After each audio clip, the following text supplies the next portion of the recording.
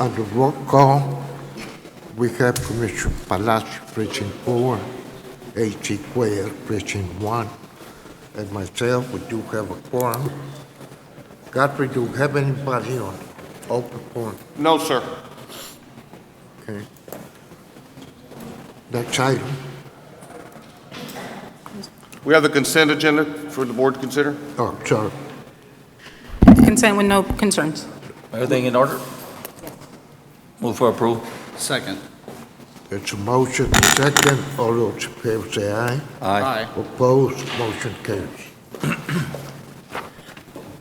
Item 4. On item number 4, Commissioners, basically I've been asked to wait for Dr. Guajardo to attend for that item. If we could proceed on to the rest of the items, then we'll bring that back when Dr. Guajardo gets here.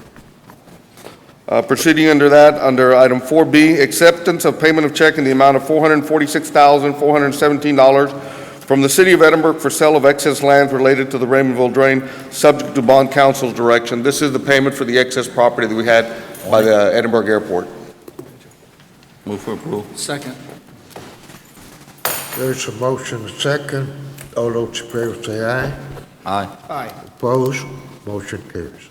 Item 5, discussion, consideration, and approval of an order for Hidalgo County Drainage System Number 1, authorizing the purchase of property from Hidalgo County from the District General Fund in the amount of $874,424. There's a similar item on the County Commissioner's agenda. This is for the purchase of the equipment from Precinct 1.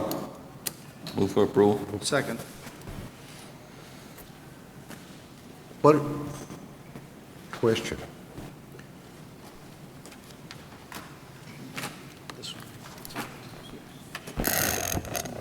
Can somebody explain what? Yes, sir. Basically, under item 5, Commissioner, the $874,424 is for the purchase of equipment that Precinct 1 had that the district is buying, included some excavators, dozers, some pumps, some pickup trucks, some backhoes and so forth.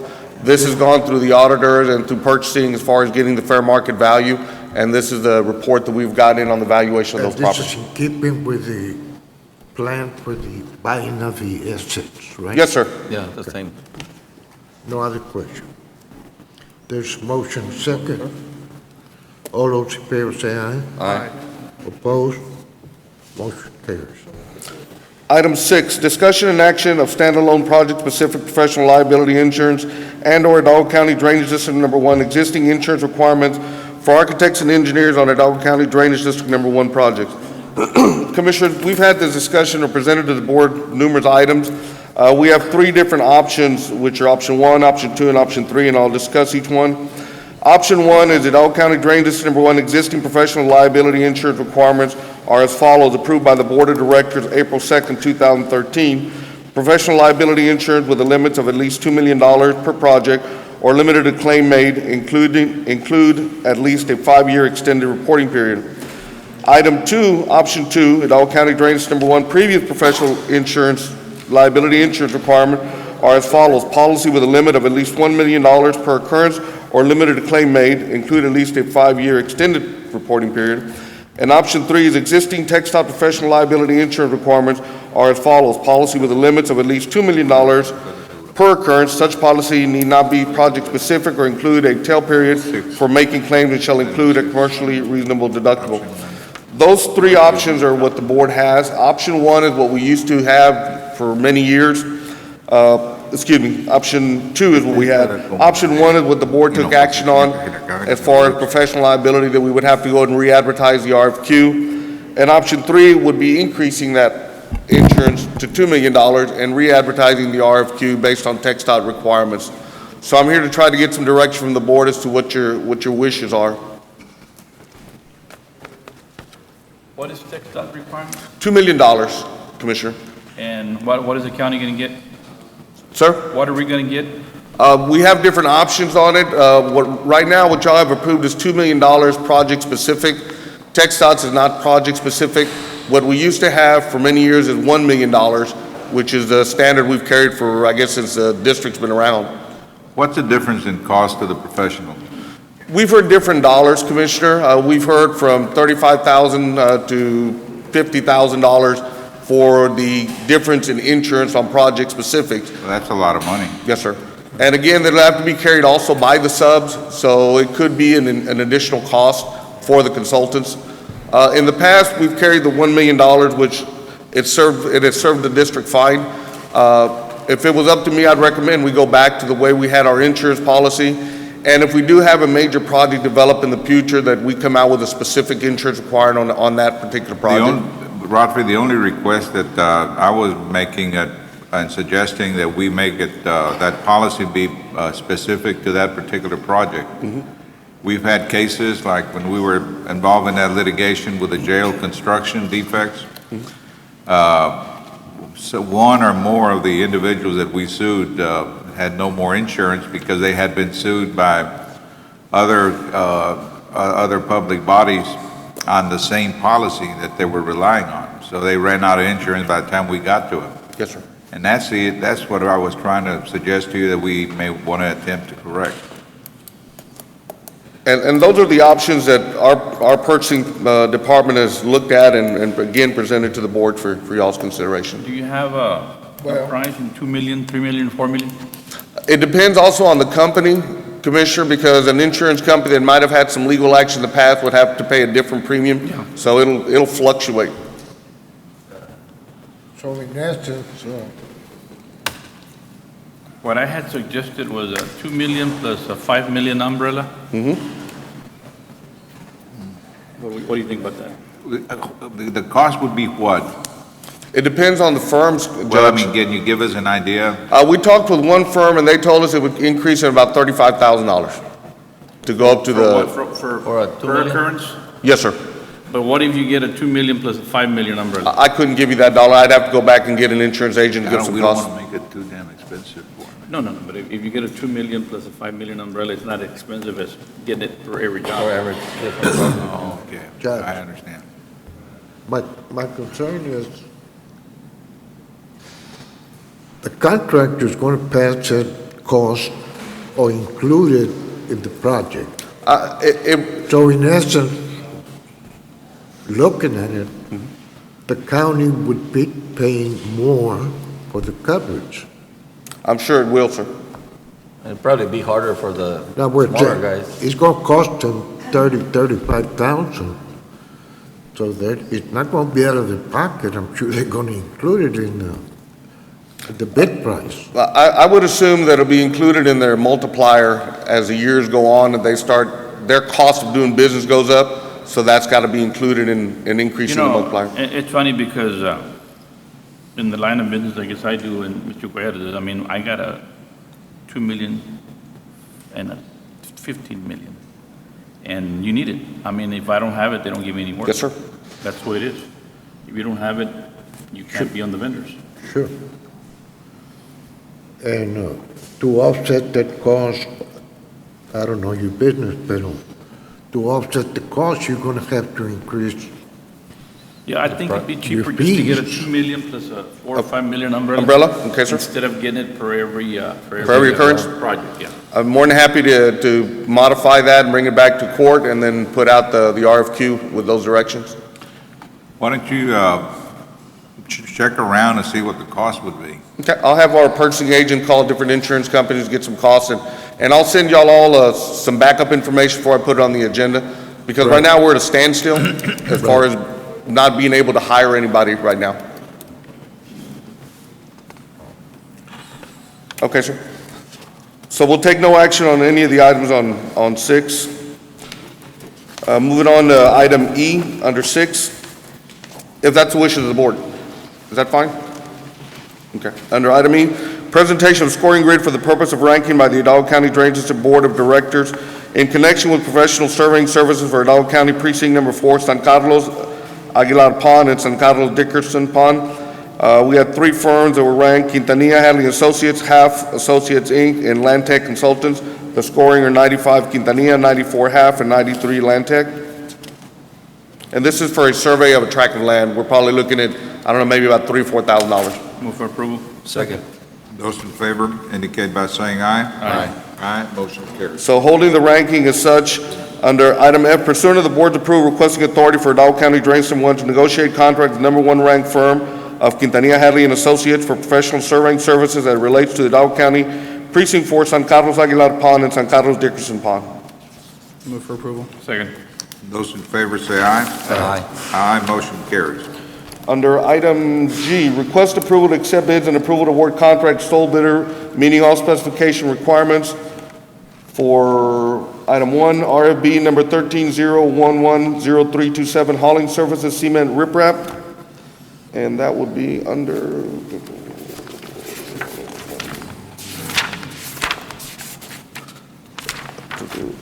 Roy's Hauling Services.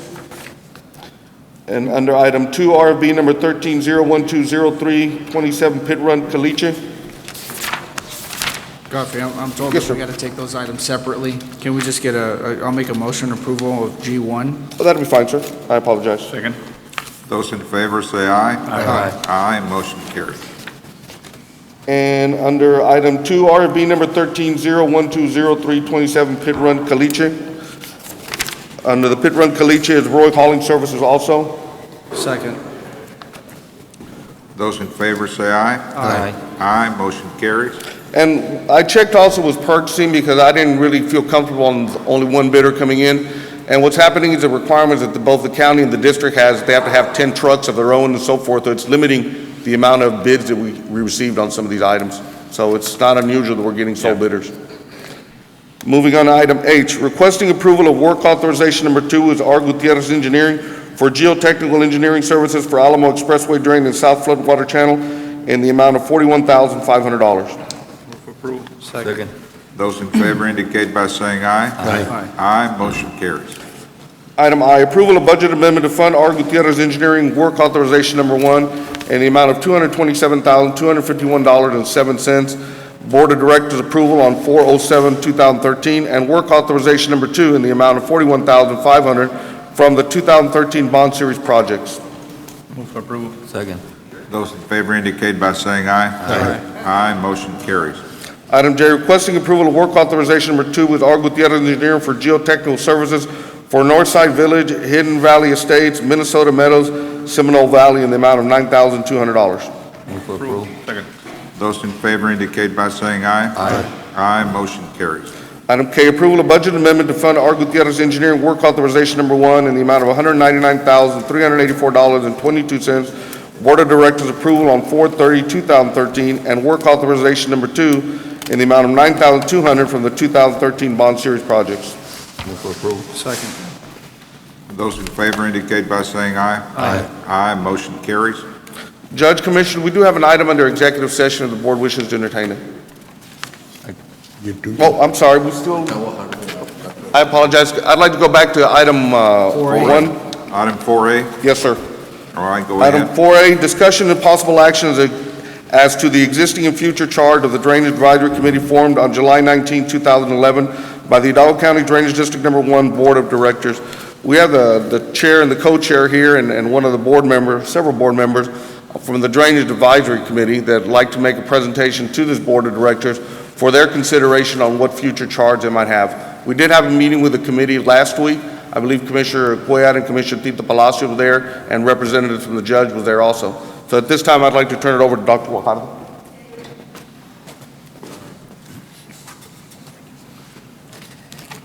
Buenos dias, Judge and Court. Morning, sir.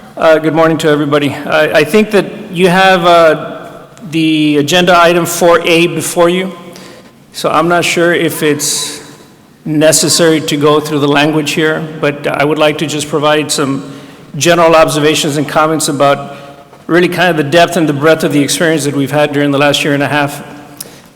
First of all, I speak on behalf of the committee when I suggest to you that the committee is very appreciative that, Judge, you had the vision with Commissioners Court to essentially convene a committee such as this. I think that the reason we're so appreciative is because one of the early lessons, and it was really a sustained lesson throughout the process and even to this day, is that people on committee were pretty uninformed about the issue of drainage. We had a steep learning curve. We learned an awful lot. We happen to think that people on committee are people who kind of pay attention to things. And if we pay attention to things and we didn't really know a whole lot about drainage, I think that we can extend that analysis and say that the community at large probably has a very low level of understanding about the whole science of drainage. So we happen to think that continuing with this committee, and I think, Judge, you've said to us that, you want this committee to continue, and we've also heard from other commissioners. At the last meeting that we had, we heard from a couple commissioners who were very, very, I think, happy to see the committee continue. So the committee really just wants to make a formal request here that we continue with this work, that we get the approval of Commissioners Court, and really because of this, Judge, we know that the kind of work that we've approved for drainage is really only the tip of what we need to do. There is some deep and profound work, investment that still needs to be done across this county on drainage improvement. And we think that as a committee, that we can help Commissioners Court and we can help the public continue to understand the issue, continue to become more educated about this, and also just, to really push the issue on a little bit more transparency of how we use our public dollars. So you have the agenda item before you. I would be happy to respond to any questions that anybody may have. I also have some of my colegas with me, other committee members. And if you have any questions that maybe I can't respond to, Godfrey as well has been an essential resource for us during this time. Judge. So, Judge, I'm going to seize with Before we that. get into the question and answers, on my behalf, and I know I speak in behalf of the court, that we want to thank you for the service that you and the members of the committee provided. And if you could identify the members of your committee that are here for the record and for the public to know who are the individuals that dedicated this volunteer time and effort. Well, with us today, we don't have all 25 members, but we do have Ann Cass, who is from Proyecto Azteca, and she's done yeoman work, so thank you to Ann. We have Joe Phillips, also a businessman from McAllen, who equally has done yeoman work, and so Joe Phillips is one of the leaders of this, along with Ann. We have a number of other people, of course. As you know, Jim Darling was the co-chair of this committee, but he's had to move to another piece of work, as you know. So that's actually another issue for you, for the Commissioners Court. We need to replace certain people who have moved on to other things. And so that's actually something for you to deliberate upon. But thank you, Judge. Yes, I do want to recognize the folks, and I may be missing some people. Am I missing anything? And Virginia Thompson, I think, is our youngest member.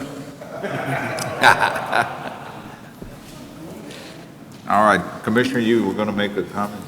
No, Virginia Townsend, I'm sorry. Personally at their meeting, but publicly on a personal basis and on behalf of Precinct 2, I'd like to thank you for all the efforts and the time and effort that you put into this.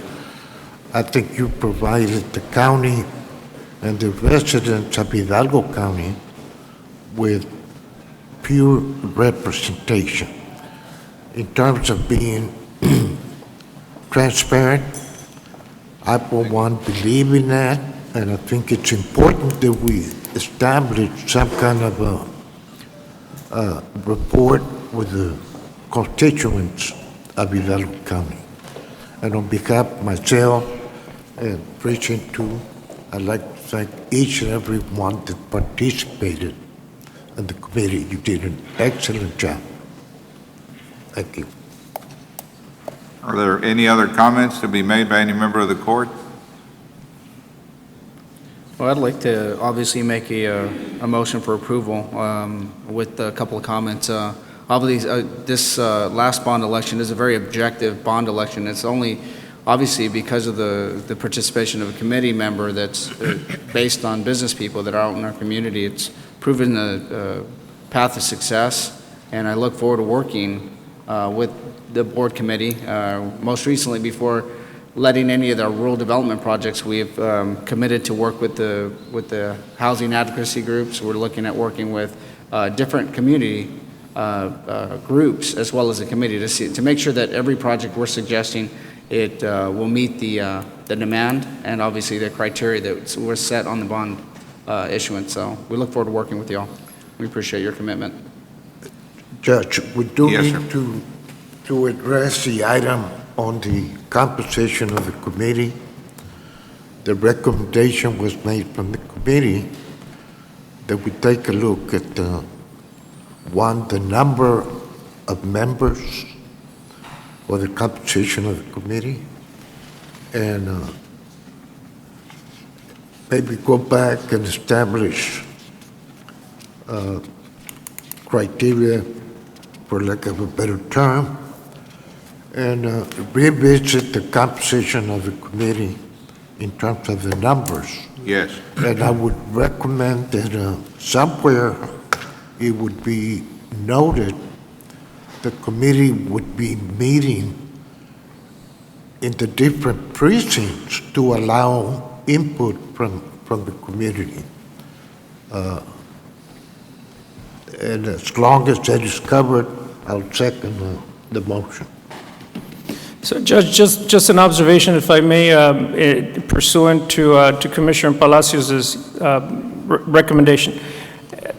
At the last meeting that we had last week, we actually discussed a number, whether we should stick it to 25 or have a much more manageable number.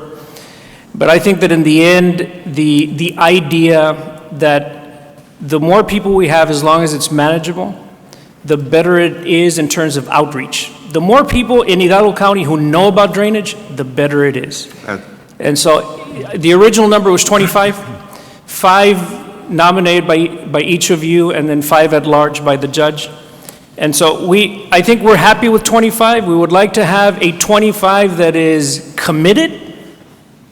You know, we did have 25 people who were named in the last go-around. Not everybody showed up. And we're certainly sensitive to people's work schedules and family life and that sort of thing, so that's fine. But if we can do kind of a quick overview of the names on committee and then who can be a little bit more giving of their time, that would actually be quite nice for us. We want to have 25 engaged people to the extent that we can. All right. Before we discuss that issue, we have a motion, and was that a second, Commissioner? Yes. To adopt the policy that's been proposed concerning the charge of the Hidalgo County Advisory Drainage District Number 1 Committee. For adoption, those in favor indicate by saying aye. Aye. Aye, motion carries. And if you could, maybe you could let us know which members of the committee we need to replace, and that way, you know, we already know who appointed whom, and it'll be up to that particular elected official to name a new one. Judge, All good people, Judge, yeah. but people who are a I little wanna busier make maybe sure than I we are. clear that. Yes. The one question I had for the committee was if they could provide us with a list of attendance of the meetings so we can approach the other members and find out if there's, Who's interested and who's not interested, who's got the time and who's Right. got the dedication. You know, and it could be that the original 25, maybe a good team, but maybe just a little bit of prodding from some of y'all might help. Y si no, pues let's look for other people. yeah. Okay. Thank you, Judge. Thank you, Commissioners. All right, thank you. Thank you. All right, you indicated we have an item for executive session. Yes, sir. All right, need a motion to proceed to executive session So pursuant to moved. 55107-1 and 072. Those in favor say aye. Aye. Aye, motion carries.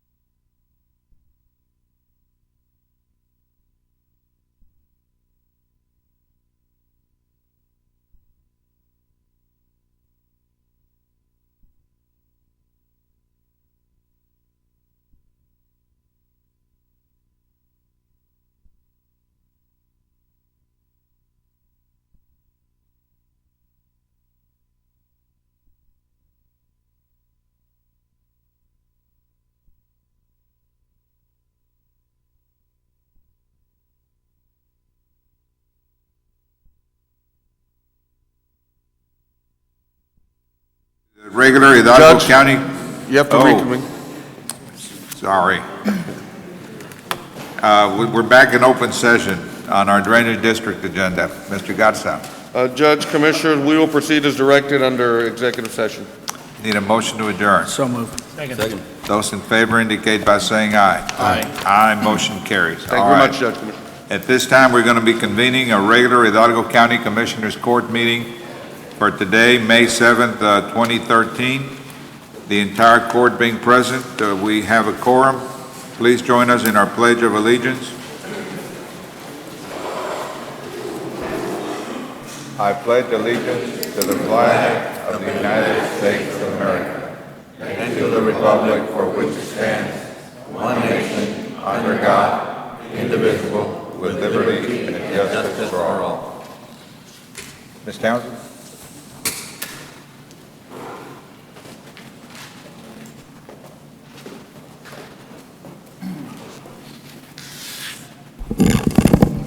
Dear Father in heaven, we thank you for this day.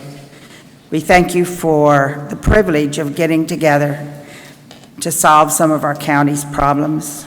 We ask you to help us and guide us and help us make good decisions that affect everybody in a good way. We ask you to bless our families, bless our nation, especially bless the family, the Cardoza family, who have lost the soldier in Afghanistan. Please help us get out of wars, dear Father in heaven. Please help us bring our boys home and keep us away from any more wars. And we ask all of this in the name of the Father, Son, and the Holy Spirit. Amen. Amen. Please remain standing and join us in honor of the memory of Army Specialist Kevin Cardoza, a young man from Hidalgo County from Mercedes, Texas, who was killed on Saturday in the Maiwan district in the Kandahar province of Afghanistan. The 19-year-old Edkau Chelsa High School graduate died in southern Afghanistan when the vehicle he was riding in was hit by a roadside bomb. 4 other soldiers from Fort Bliss were also killed in the same explosion. They are First Lieutenant Brandon James Landrum, Staff Sergeant Francis Jean Phillips, Specialist Brandon Joseph Prescott, Specialist Thomas Page Murak. Specialist Cardoza was a member of the 1st Brigade Combat Team, 1st Armored Division. His family lives in Mercedes. He leaves behind his father, Ramiro Cardoza Sr., his mother, Maria, his older brother, Ramiro Jr., his little brother, Michael, a younger sister, Leslie. He also had 2 young daughters, 4-year-old Delilah and 2-year-old Melody. He will be remembered for his outgoing personality, his ever-present smile, and his dedication to his family and his passion for service in defense of our country.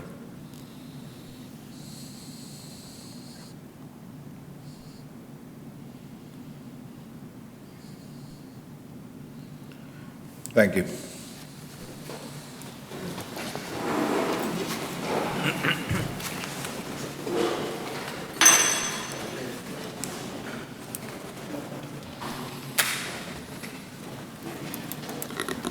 All right, let's,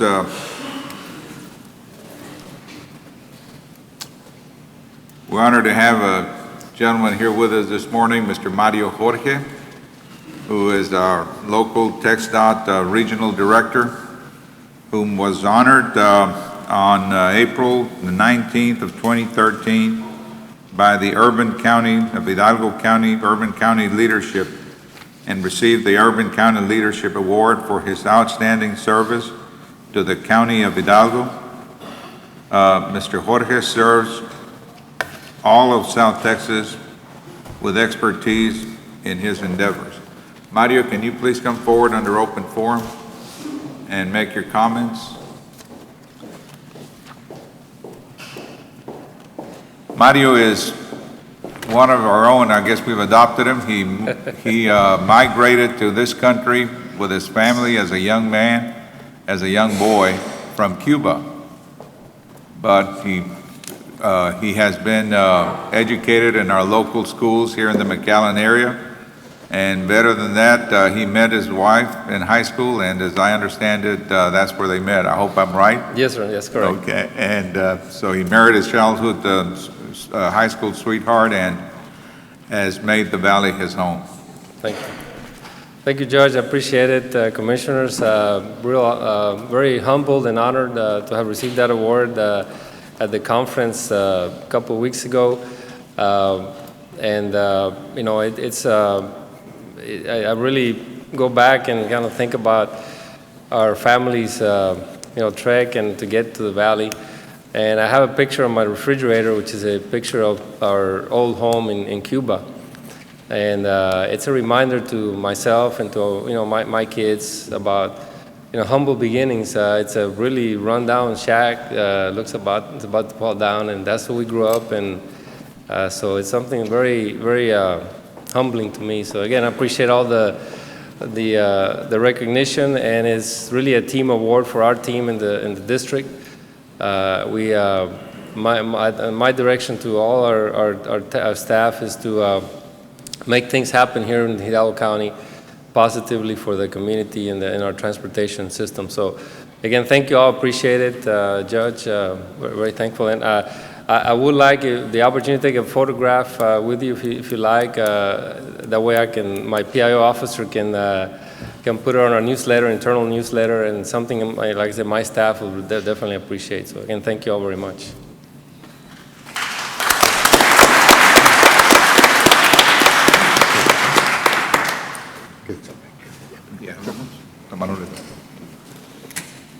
Let's see, yeah, let me go down.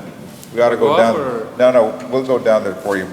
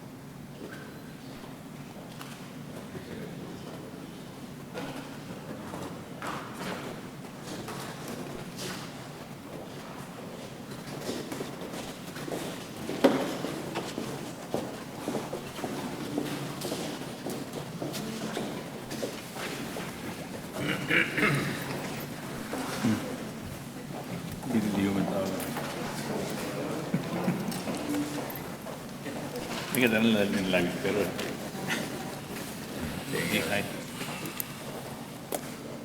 All right,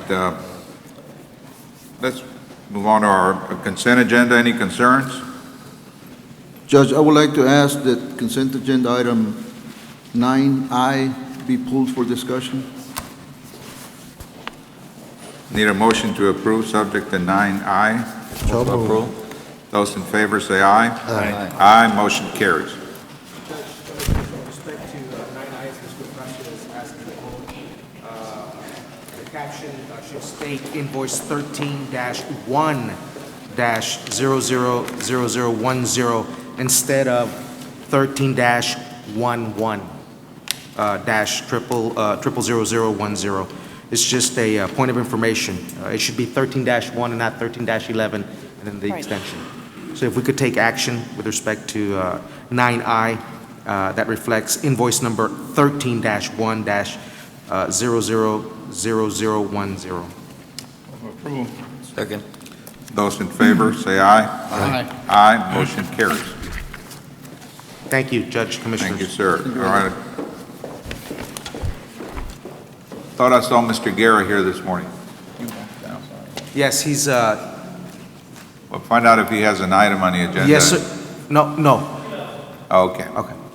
On our consent agenda, we took care of open forum. First presenter, Ms. Opal Billman.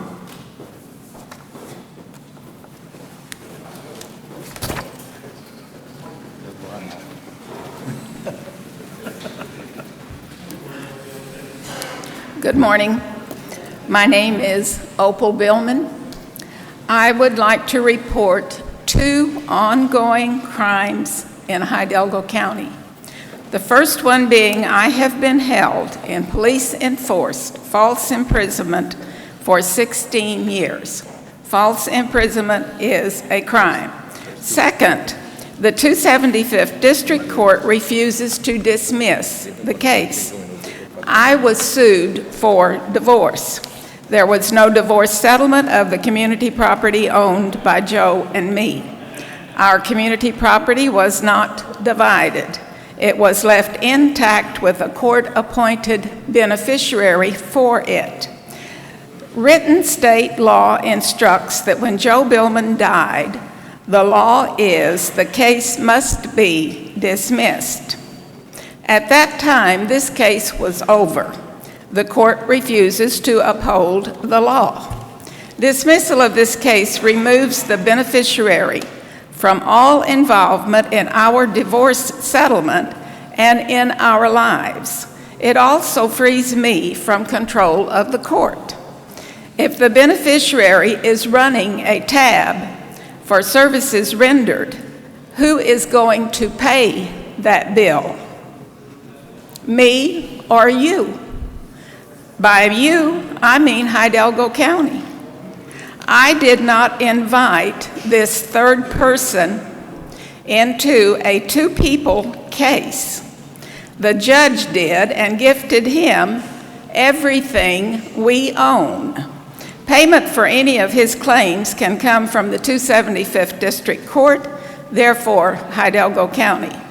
The court's awarding our community property to a court-appointed beneficiary is a cruel and sneaky form of indentured servitude forced upon Joe and me.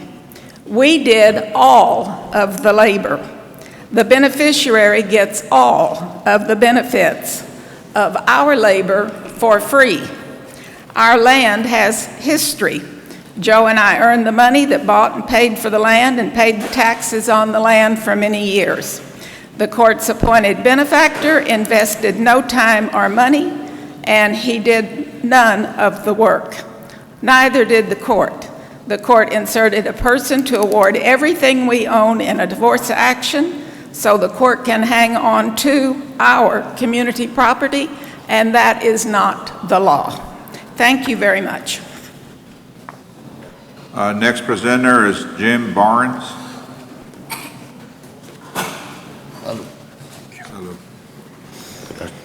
Good morning, Judge and Commissioners. Morning.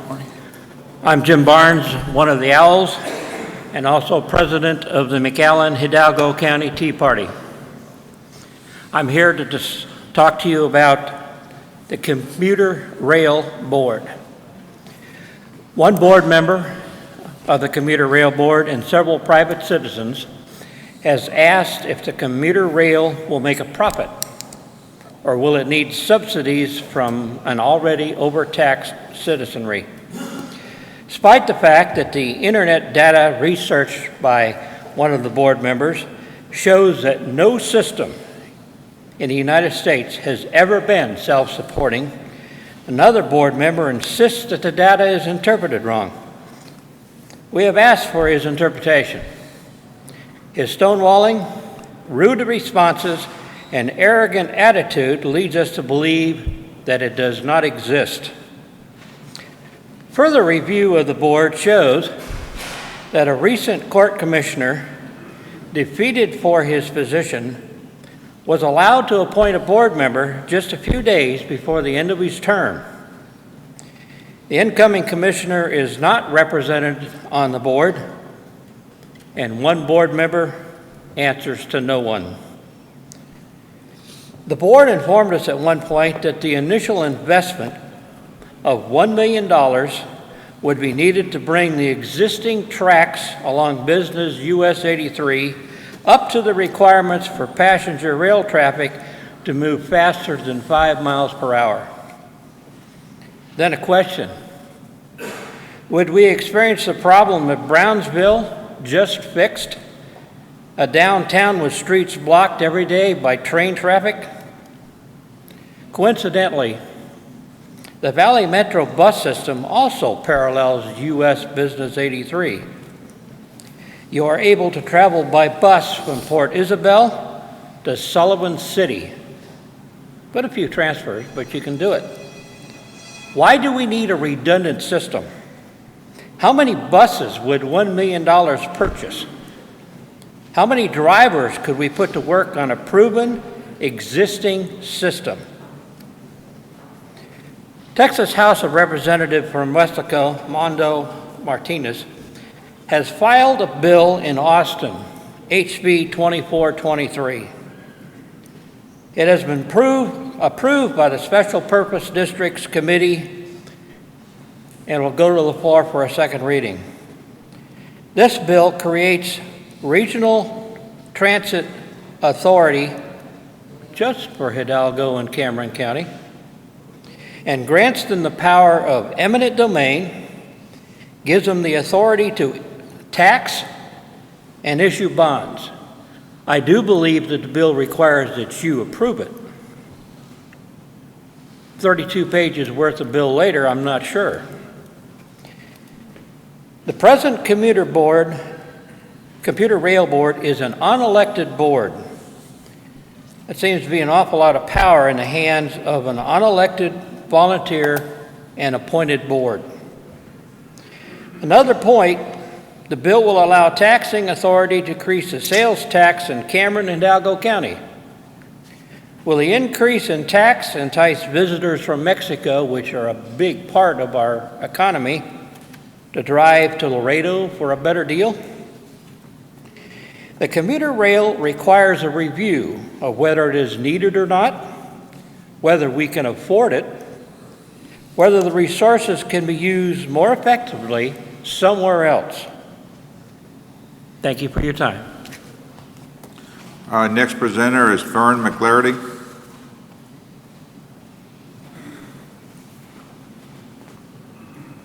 Good morning. I found that there's a draft that y'all have in our agenda today. It says Hidalgo County Personnel Policy Public Accountability. Hidalgo County employees are held to a higher level of responsibility under the public trust, which demands effective and efficient use of public funds in order to serve the public interest.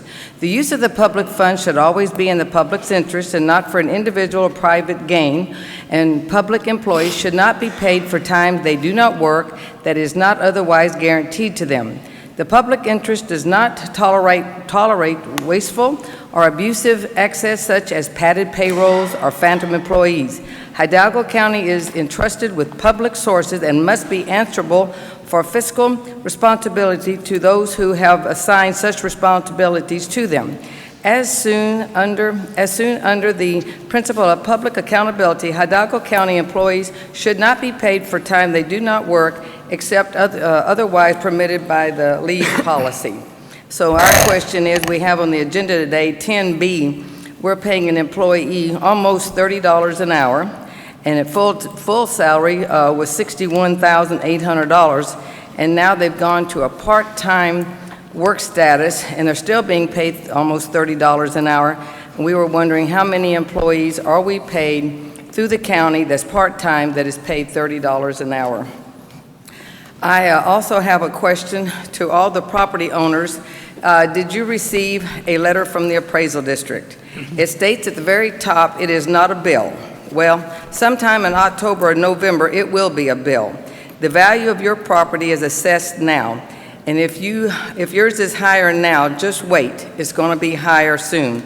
STC wants $150 million to build more buildings. The drainage district will be going up because of the bond, a new courthouse, and last but not least, a rail district. The rail district wants to be a taxing entity on your taxes such as the county, the city, the schools, STC, drainage, South Texas schools, and soon maybe a rail district. Commissioners, when does it slow down? We know it will never stop, but the taxpayers are overburdened now.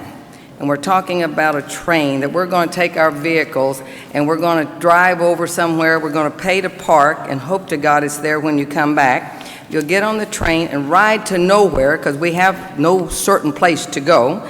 Pay for a shuttle, pay for a taxi, pay for something to get you to wherever you might be going. And then when you get back, you're going to pay again to get back to the train. You're going to get on the train, and you're going to ride back to your car, hopefully. It's so much easier just to get in your Suburban, your car, or whatever it is, and drive to where you're going. It's a lot cheaper. And taxpayers, like I said, this is y'all, you need to look at the taxpayers. We're burdened down. I mean, it's just unbelievable. Thank you. Next presenter is Frank Travers.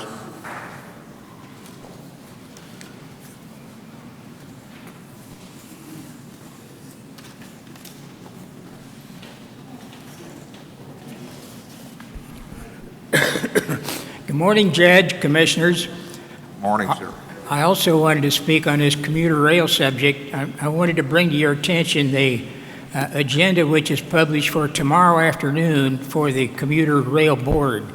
Unfortunately, I will not be here. I'm on my way by then to Texas A&M at the graduation of my granddaughter of a full-time 8-year program as a doctor of veterinary medicine. She's following in her father's footsteps. But I wanted to say a couple of things this morning, at least bring this to your attention. This subject has been before the Commissioner's Court here, commuter rail, a number of times. You've heard us all speak on it. I have a hard time understanding the statements that have been made about this outlandish possibility that some commuter rails are profitable. I talked directly to the individual making these statements, asking where he's getting this. He tells me he's getting it out of the very material which I published. Now, I try to get behind the basics of these things and understand what's motivating a person, what we're dealing with. I have a tendency just to want to get mad and fight him, but that's no use. Now, why is he saying these things? Can he be that stupid? Surely not. The information is there. Maybe stupid's the wrong word, but he at least is misinformed or not informed at all. I don't think he's even looked at these situations. Somehow, the only way I can see what he's doing is some spirit of self-aggrandizement. He's been published in the newspaper. He would dream of getting on a passenger train with his grandchildren. I think he's just wrapped up in a wild, impractical dream world and just is not capable of dealing with the real world in a realistic way. I'm sorry, but this is hurting the county. Now, while the rail district exists, there's real mobility problems here. Our growth is in the outskirts, not in downtown business districts. We're not building high-rise office buildings, never likely will. We're the worst place in the country to ever think of passenger rail ever succeeding. Now, while people, the handful, the few who are really working on mobility, aren't working on buses, which we're going to have. We need mobility to get people in the colonia so they can at least get out and look for work. This is where our needs are, and they're not being addressed properly. Now, let me get back to this meeting tomorrow afternoon that I wanted to bring to your attention. The agenda item alone should scare you. Discussion and possible action regarding next steps for commuter rail system, including workshops with Armando Martinez and a number of others. Also, discussion and possible funding opportunities, including legislation HB 2423, which Jim Barnes talked about. Now, it's sad enough that these things have to happen. But I've asked before if we couldn't get on your agenda to disband the commuter rail district, which is useless. It can never succeed, and get attention focused back on the real work for the county. Now, if we possibly can ever get there, I think it would be the only way to go. Now, I've got for you to distribute the House report on this H-Bill 2223, the caption text heading that up, go ahead and pass these out if you will, is relating to the creation of regional transit authorities, granting the power of eminent domain, providing authority to impose a tax and issue bonds. Now, apparently this battle is now going to be fought in Austin. By not closing this rail district, as we've been asking you to do, you let a sleeping dog lie. Now he can wake up to bite you. I hope we can get something done that will put this to rest, and you take the leadership to get everybody working on mobility back on the right track of practical things which really need to be done. I have to bring this up over and over. I try to be constructive, I try to be polite, but it's very difficult. I'm mad. Now, you got the legislative report. I have the entire bill here. It's not easy reading, to read legislative actions and go through all the sections and see what they really mean, and are there safeguards in there. This is Martina's bill. I'm not going to insult you by putting this piece of garbage on your desk and dirty your desk in front of you. Thank you very much. I don't know how to make it more emphatic how important I think this is. Thank you for hearing me. I'm not on the thing because I wasn't going to speak, but I feel like... We'll recognize you, Virginia. Thanks. I feel like I need to speak because the way I look at it is, if this is even a possibility of being a taxing entity, I would not want to be any of you all up there. I don't want to be sitting there when we have a hospital district that's a threat, and probably will happen, when we don't know how we're going to do the courthouse, and that might be a taxing. We don't know. But the public is still upset over STC. So they don't want another taxing entity put on that taxing bill. And if the buck stops with you all, which I think it does, I would not want to sit there and okay another taxing entity on our people. I don't know how you guys can find, if it's something super important, maybe, but the rail district, that's a waste of time, a waste of total everything. I don't know why y'all are fooling around with it. It needs to be cut off, dead, finished, that's it. Thanks. All right, and under item 6A, Rick, is there anything that you need to tell us that I cannot wait till next week? No, Judge, other than that today marks the 119th day of the legislature, we're almost done, but my report can wait till next week. Thank you. And the session will end May what? May 30th, Judge. And, okay. We got 21 more days. Item 6B. Morning, Judge Commissioners. I just wanted to announce that this week we're hosting Hidalgo County, in conjunction with the City of McAllen, is hosting the 2013 Hurricane Conference. And I'd like to acknowledge Mr. Oscar Montoya and especially Mr. Eddie Olivares and the Health Department for their critical role that they've played in coordinating this conference. His staff has worked diligently. It's going to be tomorrow and Thursday, May 8th and 9th, at the McAllen Convention Center from 8 a.m. to 5 p.m. Tomorrow will be our opening session. Judge, I believe you're delivering remarks. We're going to have a press conference at 10 a.m. at the McAllen Convention Center so that we can tell the public exactly what we're offering here at the conference. It's going to be open to the public for the exhibits, meaning they can go into the exhibit hall and get information and resources to plan and prepare for hurricane season, which begins on June the 1st. So we have this information up on our website. If anyone has any questions, they can call my office at 292-7026. And I don't know if Eddie or Oscar have anything else to add? Just, we appreciate all the support from the commission. Actually, it was our staff. Matter of fact, they're out there working on it right now that put a lot of work and effort into it, and it would be a good shot in the arm if people showed up, and we'd really like the public to go out and see what their emergency management does. And emergency management includes everybody, precincts, cities, public works, fire, police, so it's a great opportunity for everybody to go over there and see what's going on. Okay, thank you. And once again, our information is on the website, and we're sharing it via social media as well. Thank you very much. Thank you, ma'am. Next item. Item number 6C, it's approval to appoint and reappoint member to the Hidalgo County Housing Authority Board for a 2-year term. Judge, today we have Mr. Mike Lopez, the Executive Director of the Housing Authority, here with us, and he'll give just a brief report, and then the judge will read the information on the appointment. Mr. Lopez.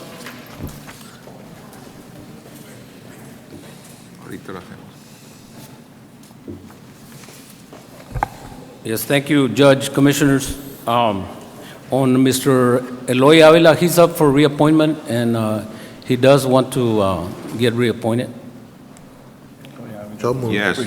Second. Yeah, I'm going to be recommending that we reappoint Mr. Davila, resident of Donna, graduate of Donna High School and UT Pan Am. He's married to a young lady, Irma Avila, also from the Donna area. He served on the Donna City Commission for 2000 and 2009, member of the Donna Boys and Girls Club from 98 to 2006, has served on the Hidalgo Housing Authority Board since 2005, has been the chair of the board for the past 2 years. And I will need a motion and a second. Second. Those in favor indicate by saying aye. Aye. Aye, motion carries. Mr. Lopez, I don't know if you want to take this opportunity to talk to us a little bit about where you are with I know you just received some kind of a tax credit that's going to allow you to either remodel or construct new housing for our residents. Yes, sir. And the approximate amount, I believe, about $8 million. I would like to give a report of that. All right, sir. You want to do that? Judge, at this time, we'd also like to, with the court's permission, take an item out of order as item 16B. 16. It also is an appointment, this is from Precinct 1, Commissioner Cuellar.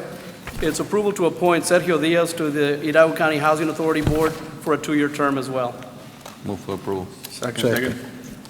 Those in favor indicate by saying aye. Aye. Aye, motion carries. Judge, Commissioners, basically, we've been, I guess, doing okay. We've had 15 years of cuts, all the housing authorities, well, a lot of agencies with the federal cuts, and we've been. How many residents are we providing housing for in this county, Mike? We're providing, I have 1,600 families, and we've got 12 housing authorities that average about 500 families each. So that's about 8,000 families. 8,000? About 8,000 families. We have, there's a high demand, there's a high need. We have approximately, with all 12, 13 housing authorities, I keep forgetting the numbers, 12, 13. We have a combined waiting list of about 6,000 people, 6,000 families. Now, that's because we all closed our waiting list early this year. Most of the waiting lists are closed. That means there's no Section 8 vouchers, and there's very little vacancies. I think it was only Edinburgh and Edcouch that had their list open. The rest of us have it closed. There's no use having 1,500, 600 families waiting. They're going to be waiting a year, 2 years, 3 years. So we've stopped that. So we're struggling with that, and we don't know what's going to happen. The sequester really hit us hard. That was an immediate 18% cut across the board to the housing authorities, so that has a big impact. I don't know about the rest of the housing authorities. I'm going to be able to maintain my staff up to December, and then we'll see what happens there. I'm down to one inspector. The compliance has not gotten smaller. They keep asking for the compliant side of it, but we're doing okay. On maybe a more positive side, the tax credit program has been very good to our area. We've had several developers succeed in providing affordable housing. It's not subsidized housing, but it's affordable housing to the area, and we've had good success there. We didn't quite make Peñitas, City of Peñitas last year. We applied for 250 units there, and we're close, but didn't score high enough. I believe there's a developer this year that has an application in. He's asking, I think, for 200 units. Hopefully, he'll have success this year. Two activities going on with me with the Hidalgo County Housing Authority, and that is, we do have an ongoing renovation project. It's a USDA-funded project in West Laco. That's the Northside Apartments. There's 289 units. It's a farm labor development, and we're under construction now. The $8.7 million that I received in tax credits, Judge, that's the one at McAllen Memorial, and I'm needing approval from USDA and As I reported to you at the last meeting, it looks like we're going to have to go to meet with the Washington USDA to get our approval there. But we do have the tax credits. They've been sold, and we're just waiting for USDA to say, this is the legal structure you can do it in, and we'll go repair our apartments in McAllen. You know, those things are 35-year plus units, so they do need repair. We also have three applications in to the Council of Governments under the Hurricane Dolly funds, 96 units for La Villa, 98 units for south of Westlaco. We targeted the areas where it was high concentration of impact from Dolly, and a 144-unit complex in Tower Road and 107. So we have those applications in. We'll see how that goes. And we'll be applying for another tax credit round next year. That seems to be the only program available to us right now for construction of new units. Thank you, Mike. Yes, sir. All right, next item is, there's no action, I believe, on 6D, as in David? That's correct. All right, item 7, Mr. Guerra. Thank you, Judge Commissioners. There's no action under item 7A, 1 and 2, unless there's action to be taken further down the agenda. I'm going to pass on B and go to C for Master Courts 1 and 2 and Child Welfare. Judge Commissioners, I'm asking approval to process payment for the following invoices. These are all for sign language services provided to the Master Court 1, Master Court 2, and Child Welfare, Child Protection Courts. The invoice dates are dated 2012, and they are $403.75, $595, $340, and $340 respectively. Again, in looking at these matters, we've been working with the Auditor's Office. This is, we've determined, again, Judge Commissioners, with respect to the process that was followed, they fell through the cracks. This is the only way we can resolve paying for the service that was rendered to these courts with respect to sign language services. So I'm asking authority for the county treasurer to issue the payment, obviously after review, audit, and process and procedures are completed by our county auditor's office. Move for approval. Second. Got a question. Yes, sir. About that, Yes, sir. do we have these services under contract? Yeah, we have them, we do have the services procured. We go through the purchasing department for these services. If we have somebody that's already certified or approved, why do we need to come in with claims? Why not have a... No, they're on standby. They're on an as-needed basis. Well, I know, but if it had been approved already... But, yes, Commissioner, but unfortunately what happened in this particular case is the process, there were steps in the process that were not followed or that fell through the cracks. There's one here over 4-year-old. Exactly. And so, and by process, I'm talking about acquiring a requisition, issuing a purchase order for, for contracting of the service. Again, they're on, we do have them contracted, they've been procured. It's just a matter of following the right processes to get them on board. Somebody is responsible for monitoring. Right. Well, in this particular case, this was for these courts. So Monica's been working, after these came up, Monica's working with those particular courts to ensure that when they render or when they're asking for these types of services, that they follow a certain procedure. Again, these are not services that are asked for, every day. They come up as they come up, and so unfortunately, it did occur this time, or it has occurred. Well, Well, we have a motion and a second to approve payment. Those in favor say aye. Aye. Aye, motion carried.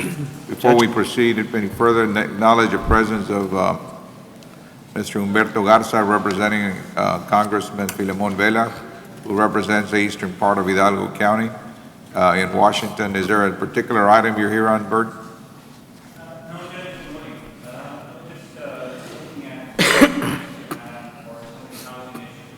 Oh, okay. Thank you, sir. Okay, Mr. Guerra.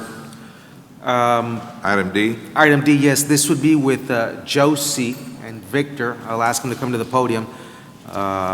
This is an issue that we have been dealing with for quite some time. Item D, and again, this is for discussion and action if applicable. And And I think for today's purposes, we'll have discussion.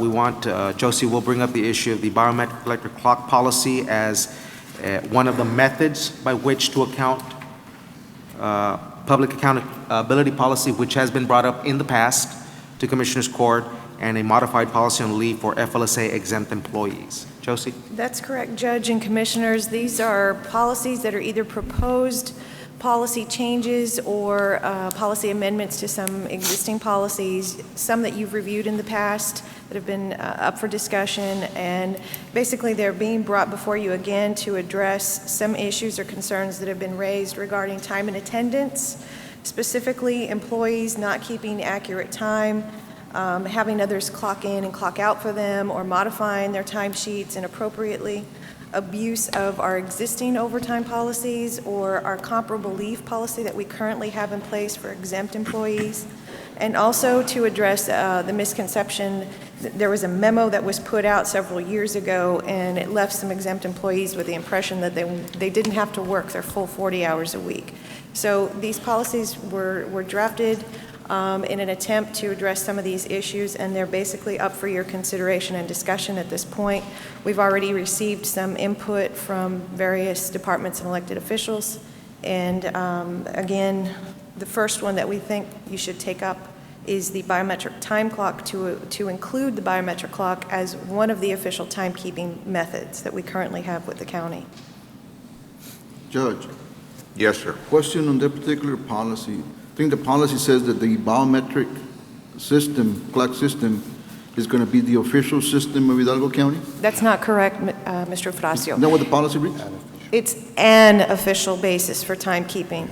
There are already others that are currently approved by Commissioners Court that are contained in the Personnel Policy Manual and the Civil Service Commission rules. So this is just going to add the biometric time clock as an official timekeeping basis. Okay, so it's not the official, it's one of not- the methods by which you can document the That's hours correct. worked? And there are other forms. There's the time and attendance form for personnel. There's the time and attendance for law enforcement. There's a modification form. There's several other approved timekeeping methods that are already in existence. Because that system is utilized by payroll department to issue payroll payments. So it is one of the methods, but you could also do paper, I'm assuming? You can, and then in addition, what we've seen with employees that are currently on the time clock is you have a modification form attached that addresses changes that need to be made to the employee's time. Okay. It's also acceptable. Raul, Yes, sir. there was a question, Judge, or a comment, rather, on the use of the word will or shall. And Raul, you got On what part, what policy? on The D1. Commissioner just has, we discussed, when we reviewed the agenda, and the draft policy here says that on the biometric use is that elected officials and the department heads may use or may require employees to use the biometric, and the Commissioner is suggesting that those departments that report to Commissioners Court, that they shall use the clock as opposed to may. Otherwise, we just have the same problem. People will clock in if they want to or not, depending at the whim of the department head. So Commissioner is suggesting, obviously, we cannot require elected officials to require their employees, but we can require, or at least the court can require departments that report to the court to use the biometric clock, and that's what Commissioner is referring to, Judge. Mr. Siliero and Commissioner, that issue was addressed yesterday. We had a meeting yesterday with Josie and Victor, and I did address that particular issue, so I believe there was going to be a change in that particular section with respect to those departments that report to the executive office through Commissioner's Court. And so, Commissioner, that would address that particular issue that you're bringing up, or that's being discussed at this point. Okay, that's good. The other item had to do with the employee reporting work to the timekeeper. And I think the Commissioner suggested that maybe the employee should report to the supervisor, and the supervisor in turn report to the timekeeper. Right, Mr. Siliero, that also, again, Judge Commissioners, During our meeting yesterday, that particular issue as well was addressed, and that was the suggestion, and I believe that that's going to be changed as well, that it is to the supervisor and not to a timekeeper. So that was discussed and Raul, what addressed Balda's as well. talking about is we've been meeting on this issue in my office, trying to address some of the concerns that have been voiced by members of the court. And that clearly is one of them. You know, it just isn't right for people to be calling in to clock me in or clock me out without them being there. It defeats the whole purpose. Right. But those are the issues that are being looked at and trying to change the policy so that we can avoid those kind of situations. Okay. We were not aware that you were meeting, Judge. The Commissioner and I reviewed the policy, and we just wanted to inform the court about, you know, some of the concerns that we had, feeling that the policy was not ready to be adopted today, unless, you know, some discussion was made on that area. So, I don't believe thank we're you. ready to adopt any policy today. I think it's open for discussion. Right now, we're discussing D1, the clock policy, and we still have 2 and 3 to go. That's correct, Judge, and we will be making those modifications to the time clock policy to address the department heads and the elected officials' authority to direct the employees to clock in and out, as well as reporting to the supervisor when they will not be able to physically clock I think in. we've been finding out that the problem lies with management, with a supervisor keeping track of what's going on or failing to keep track of what's going on. That's another issue that needs to be addressed, poor management on the day-to-day management of the time, as well as leave. Yeah, Judge, I think that's the case, Judge. I get calls all the time about employees, and to me, it's an issue of management. It's real difficult for anyone to go and follow employees to confirm whether or not they're working or producing. But on this second policy, I have a question. Because the second policy talks about comparable time for exempt employees. It appears to me that it's going to be retroactively applied to any balances that employees had, and I'm not sure if we can have a policy that is retroactively applied. Commissioners, Judge, morning. We don't know that that should be a real point of concern if the department heads or the managers are implementing good policy and fair treatment of their employees. That really shouldn't be a concern. We don't know that 40 hours carried over is going to be necessary. It could be less. However, that's part of the issue with the FLSA policy as it stands in our books right now.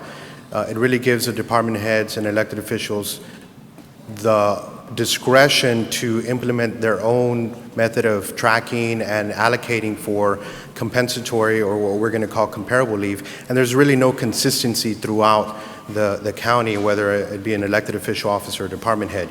The amendment to this policy really is to afford the county that level of consistency as well as accountability.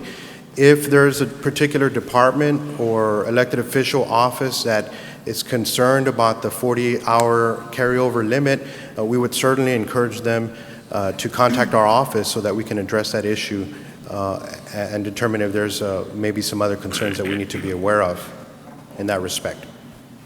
The other issue with the existing policy is that there's no limitation on the amount of comparable leave that can be accumulated. And that was one of the concerns that was raised.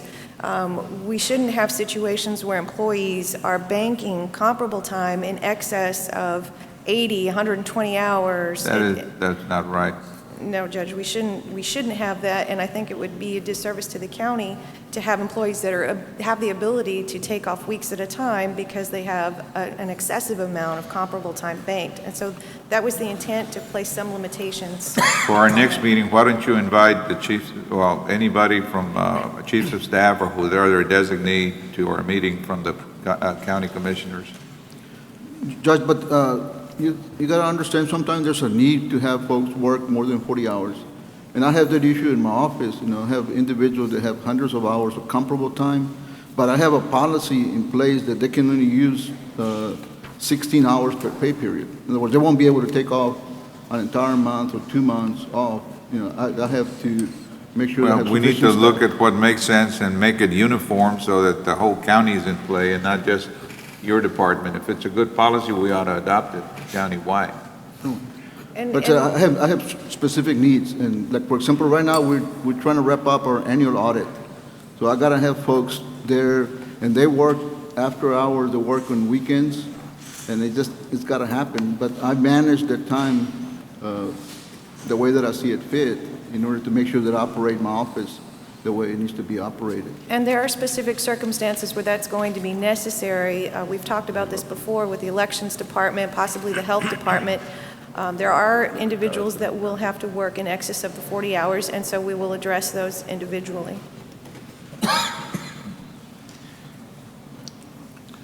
Okay? Is there That any more was- discussion on the comparable leave amendments to the current policy?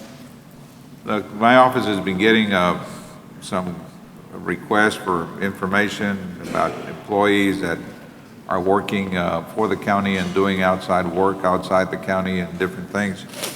And I think you're addressing that outside employment policy.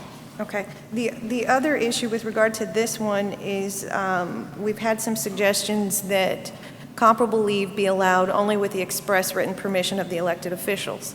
And so that is something that that's a note that we've taken to modify the existing policy as well. Making sure that the permission is granted in advance so employees do not come after the fact and say, I worked all of these hours, now give me my comp. Judge, Josephine? Yes. the way I see this is that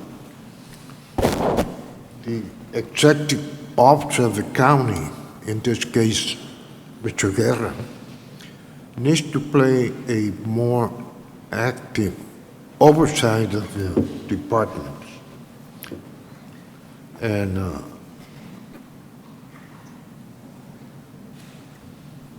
I think if there's any particular problem, it needs to be addressed first by Balde and keep the court informed of any deviation or exception or dealing with the policy.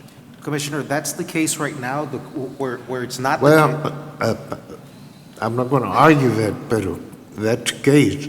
It's implied that you do this, but we keep having this kind of problems. Okay.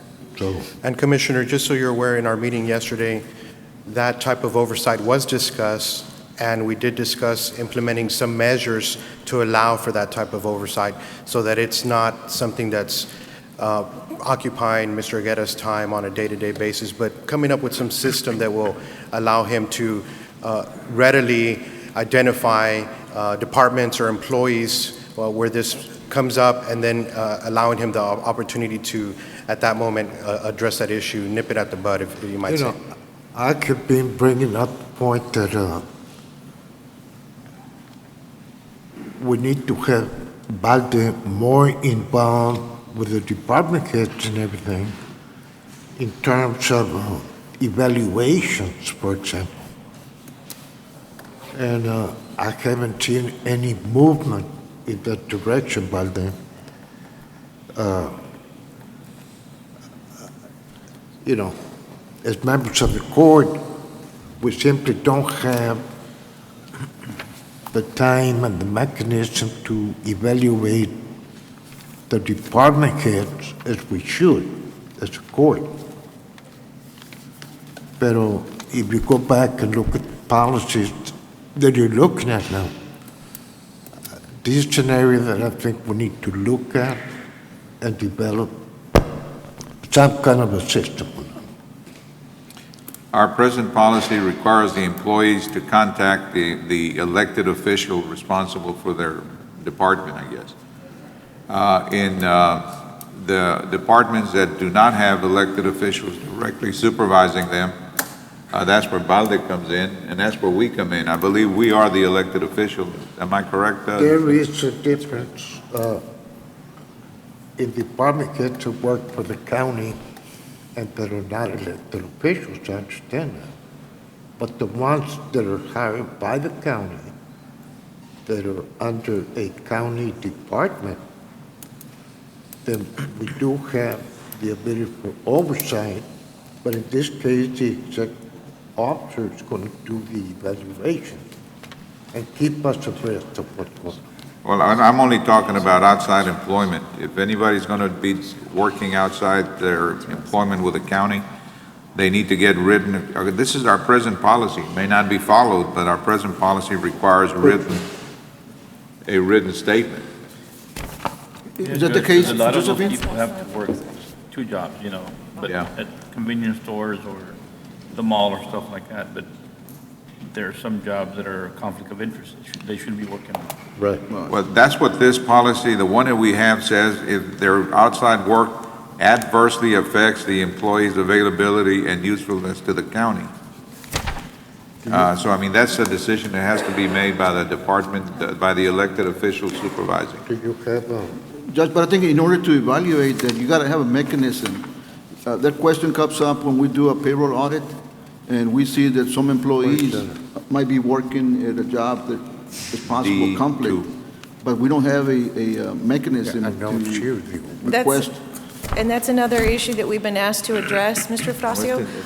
Victor's been working with the Civil Service Commission attorney on modifying the current personnel and Civil Service Commission rules. So in the future, we're probably going to be bringing more updated policies to court for approval, and that is one that's up for consideration as well.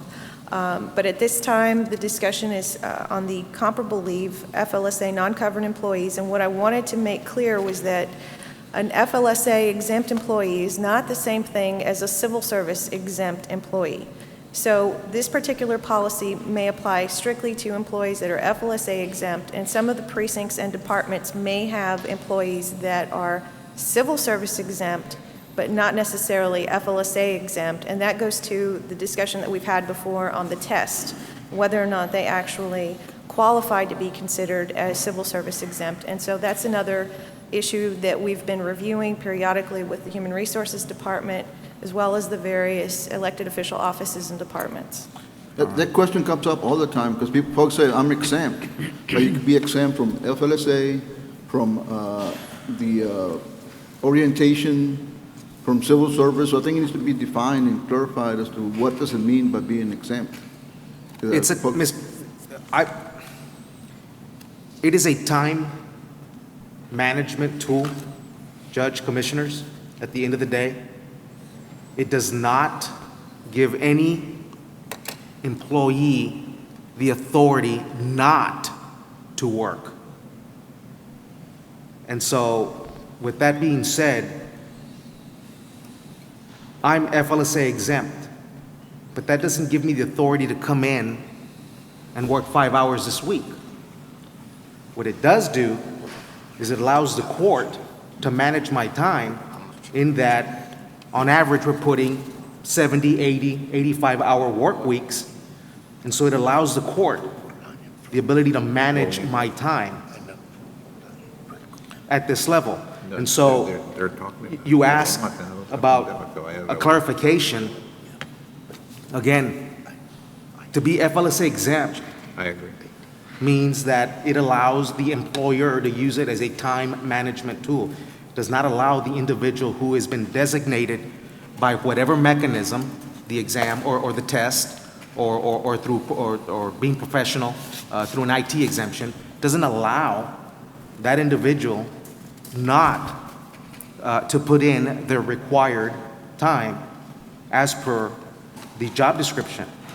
Josephine, I don't think these policies are for outside employment, right? These are only for timekeeping. Okay, I These just do wanted to not- make sure, because Judge mentioned outside employment, and I don't remember reading it in these policies. The ones that are up for discussion today are on timekeeping, but we are addressing the outside employment issue as well, and we will be bringing that one up for discussion and consideration in the near future.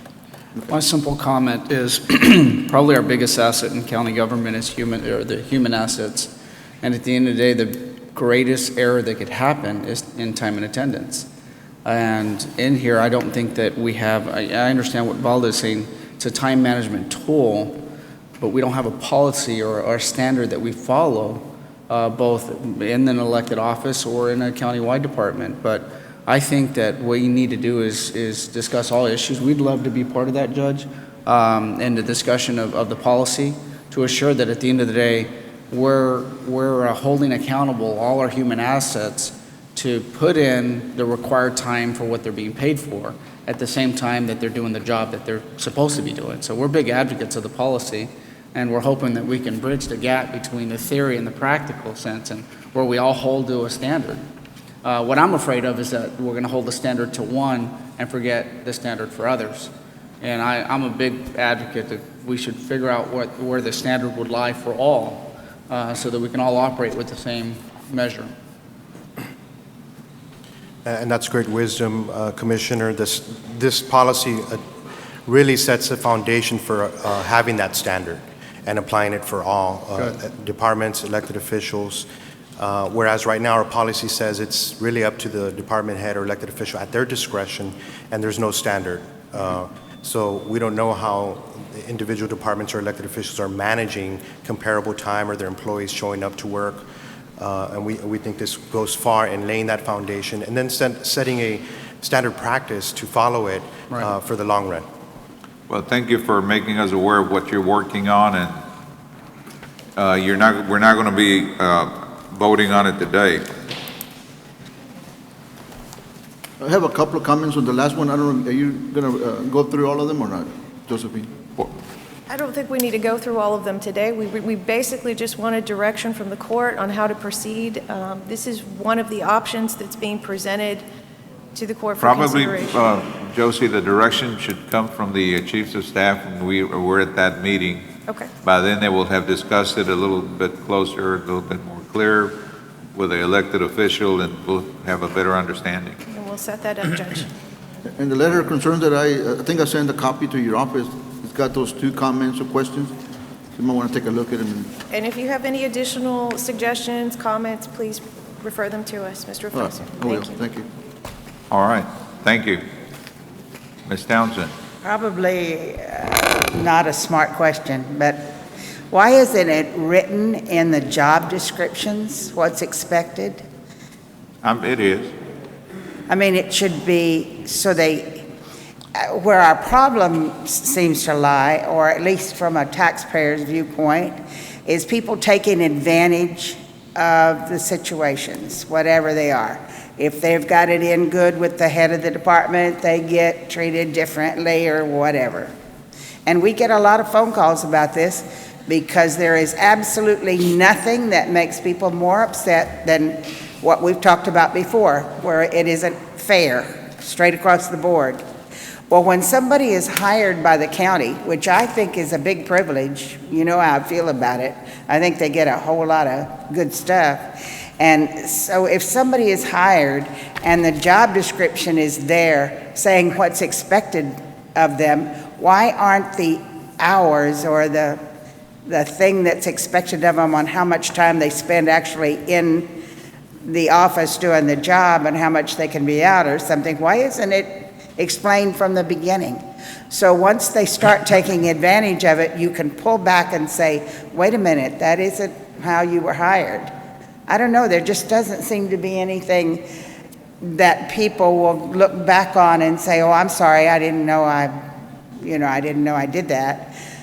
I don't know, there's got to be something that's solid, that you go back on and say, no, that isn't part of why or how you were hired. It would make it more easy for everybody straight across the board. I don't know. I may have missed something, but. No, it is explained at the beginning, but as time goes by, people feel like, well, I'm perhaps not making it with county pay, I'm going to get a second job, and they start working after 5 in another employment. That's totally permissible, as the way I see it. It's when they start trying to figure in how they can get something done within that same 8-hour period of time, that's where there may be a conflict, and there may not be. But I think it's important that discussion be had between that employee and their supervisor, and a written statement be provided as to what it is that's going to be required of him or her. It seems to me that some of the ones taking the most advantage are the ones in the upper echelon of salaries. I don't know. I don't know, that's who we get the calls about. And I know one thing, you all better get a policy that's solid. Well, that's where we're working on a policy that hopefully we'll be able to achieve all these concerns and trying to remedy them. Okay, thanks. Thank you, ma'am. All right, next item, item 8, our constables. There's no action, Judge, on the D, right? Morning, Judge. Morning, Commissioners. Morning, sir. Constable Marty Cantu for Precinct 2. Good morning, Item Mr. Constable. 8A, discussion, consideration, and approval to appoint Henry Landine as Reserve Deputy Constable by Constable Martin Marty Cantu, Constable Precinct 2, in accordance with Texas Local Government Code 86.012. So moved. Second. Those in favor indicate by saying aye. Aye. Aye, motion carries. That's all I have. Thank you. Thank you, sir. Item 9, our county treasurer.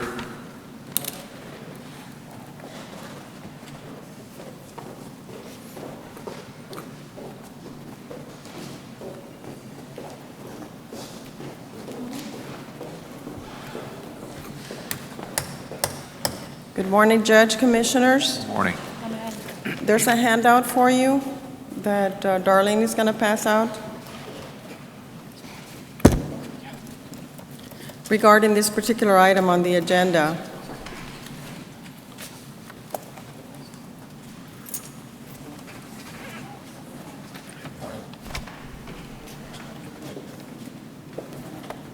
Our purchasing agent wasn't able to be here. I believe she had an emergency. You gotta have one. So it fell on. We need a copy. Oh, he already has that. You have it all already, Mr. Oh, you don't have a President. new and improved contract? No, that's Okay. not what I gave him. Why don't you tell us where we are? We've already... Okay, item number, yes, number 9A. We had the bids accepted, we've approved the bank that we want to do business with, and I believe, then we already enter into a contract with them? It hasn't been executed yet, Judge, but this came back on the agenda, and Marty was the one that actually placed this on the agenda. The auditor presented us with a letter of concerns. It was something, there was a list of 20 different items. Some of them were minor, there were housekeeping items, and some of them needed clarification. Where is that letter? Is it here as part of our It's what was just handed out to you, Judge.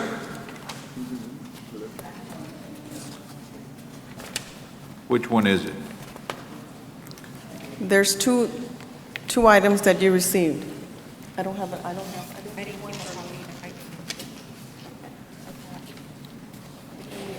but this wasn't the one.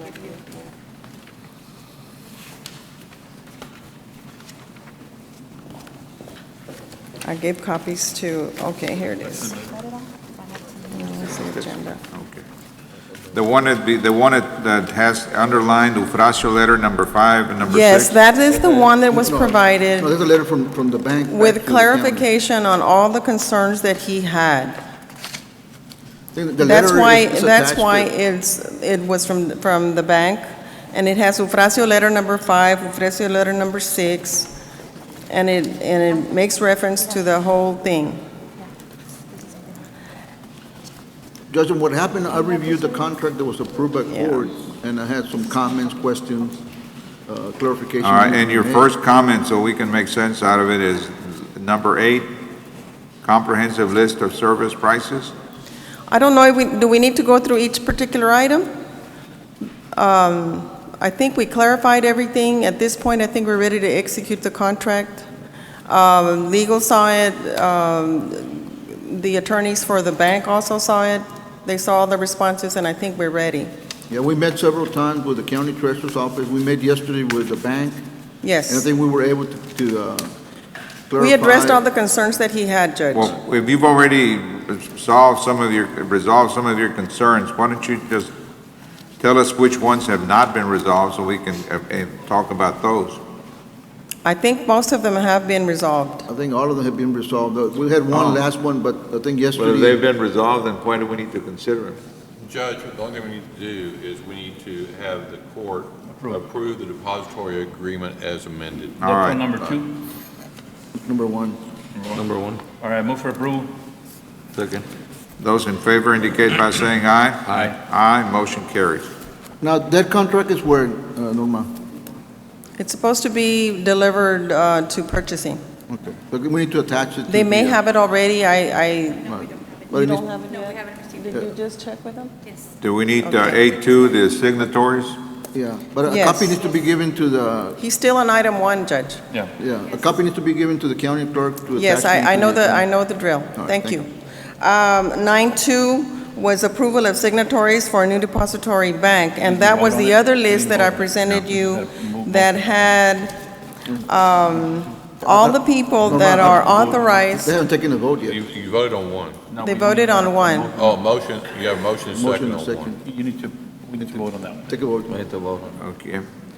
Those in favor of the motion and second, that was made and seconded, indicate by saying aye. Aye. Aye, motion carries. I thought we had. Okay, I'm sorry, I thought you had to, I apologize. It's okay, nothing wrong with doing it again. Fine, yeah. Number 2. Just to be double sure. Who And are so then these? item number 2 was the approval of the Yes, signatories. who are they going to be?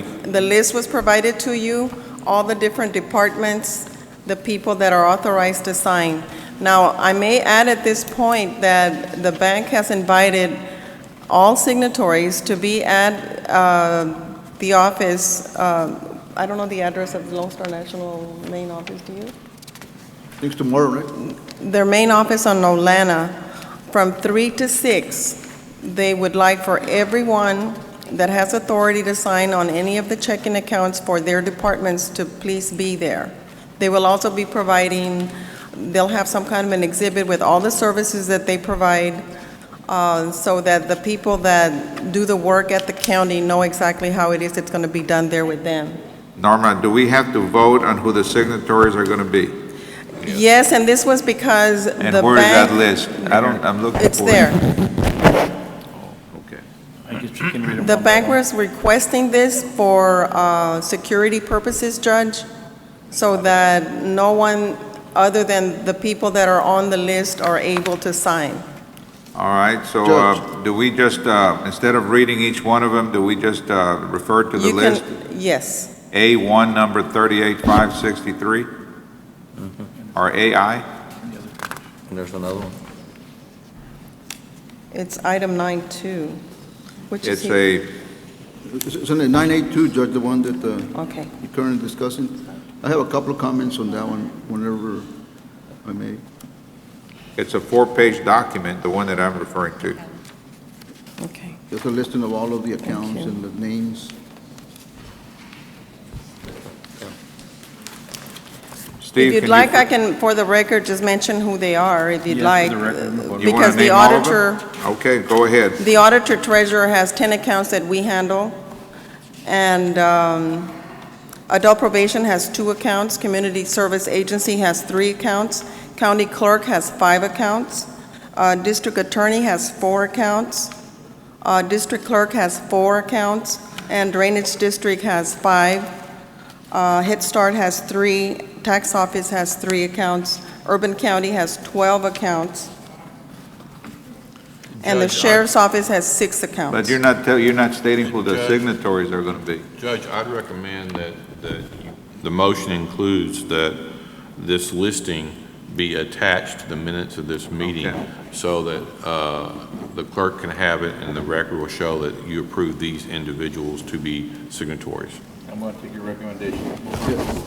Judge, the listing it's already attached, however, it needs to be modified. And the first item is for the accounts that are in the county treasury. In the county treasury, those are the funds that are controlled by the county treasurer.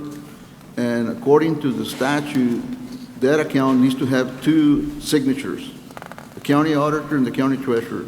Currently, it has 3 signatures, and I think we need to modify that to only include the signatures that are required by statute. Well, is he right that the statute requires only 2? The statute requires 2 for certain accounts. And I think your motion would just be that whatever the statute requires, that will be part of the motion. All right. Also, Judge, before you take a vote, normally all of the accounts have multiple names, signatures on the accounts, except for the county clerk. The county clerk's office only has 1 signature I don't know if, in my opinion, for good controls, you got to have more than one signature on account, dual signature. But I just wanted to make sure that for the record that it's clear that for the county clerk, it's only the county clerk himself that signs. Also, Urban County has one account that only the director of Urban County signs.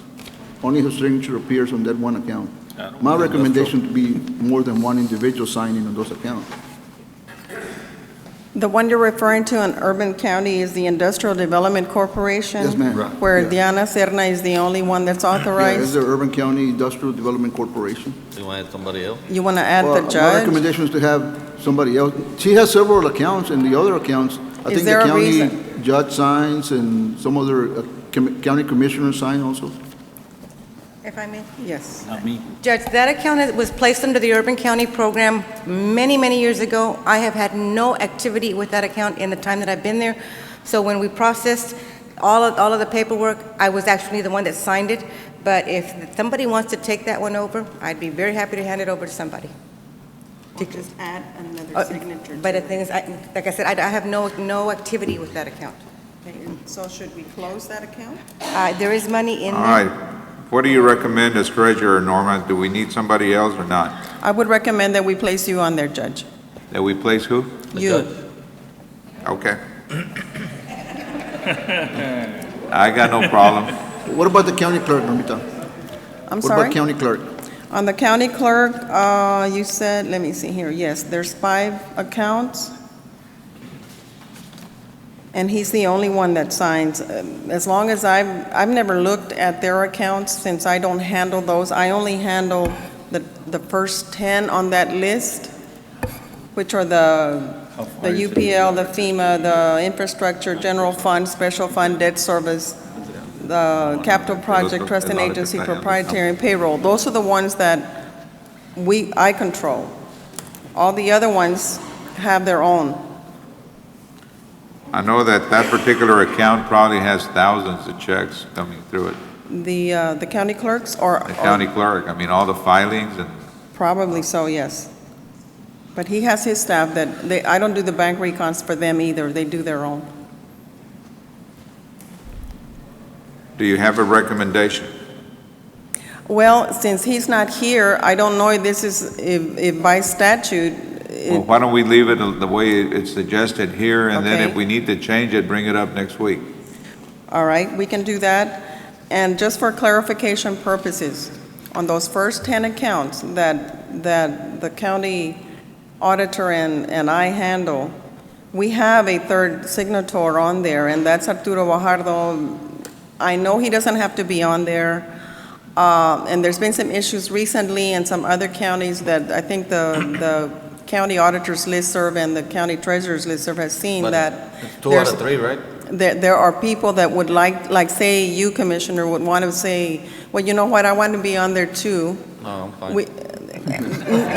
No, I know, but there's county judges that want to be on there, and I believe the statute clearly says that it's the county treasurer and the county auditor that are authorized to sign on those accounts. You It think used to be in the old days That's the way it was? that the last county year, the clerk year before? would attest, yes. But I think legal counsel's already said that whatever signatures are required, those are the only ones that should be there, right? Correct. Okay. So it'd the be all those motion- two only, Norma. Motion has already been made and seconded it. We just need to add my name to this Industrial Development Corporation, along with Diana Serna. And clarify the issue with the county clerk on his accounts. Okay. All right. As stated, Oh, those in favor indicate by saying aye. Aye. Aye, motion carries.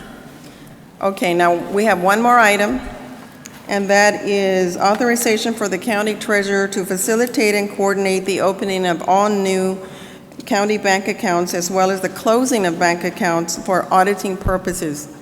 And that comes from situations where we found, like even this one that Diana Serna was just mentioning too, that there's no activity on. And I asked her, would you like for us to close it? But it still has money in there. So I'm going to wait for direction from the court on which ones to open and which ones to close. But I think what the bank, and this is another request that the bank had, that was so that there would be one central point of contact to work with them on opening the accounts and on closing the accounts. In the past, I've been the one opening with your directive, but at this point, we wanted to reflect in the minutes. Plus, here I need to mention again that on that enrollment tomorrow from 3 to 6, it's at 520 East Nolana. That's the address for the bank, where all the signatories need to be, so they can sign all the paperwork. Judge, I think that item 3 is necessary because the county treasurer needs to be involved in any accounts, even though they're for other offices. She needs to be aware of those accounts. Right now, she's researching. There's an account that I found that has like close to $80,000 in it, and nobody seems to know what that money's for, where it came from, who opened the account, or anything. And it's not at the depository bank. It's not, and this goes back to the days when we had the Office of Employment and Training, the OET, way back. And the auditor's been trying to help me solve this. We haven't been able to yet, but we were gonna. Just set it aside for the courthouse fund. I remember years ago, Norma, years ago, there was some money set aside in escrow on some royalties. Is that the one? No. No? No, that one was closed already. This one is at Chase Bank. And they couldn't tell me who actually opened the account, which prompted the discussion with the auditor and myself that there needs to be a point of contact, and it has to be at the Treasury. If it's Chase Bank, it's been more than 15 years, so 14. Right. So we've been doing research, but it's like, in the meantime, they were also taking out. So what are we going to be voting on to do? At this point, is that you're going to authorize me to be the contact with the depository to open and close accounts. I need a motion to that Move for effect. approval. Second. Those in favor indicate by saying aye. Aye, motion carries. Thank you, ma'am. Thank you. Thank you, Norma.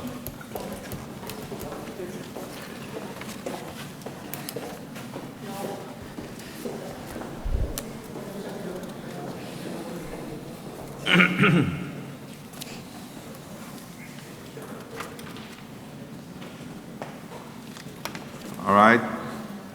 Human Resources. Good morning, Judge, Commissioners. Under item 10A for Precinct 3, requesting approval of salary adjustment for the following full-time position. Slot 0082, right-of-way agent 5, current budgeted salary at $56,162, proposed budgeted salary at $64,349. Move for approval. Second. That's to 1, 2, and 3. Yeah. Those in favor say aye. Aye. Aye, motion carries. Item B is under the County Judge's Office, approval to change one executive position 3, slot 0007 from regular full-time to regular part-time work status, budgeted salary at $61,800, hourly rate at $29.7115, effective 5/7/2013.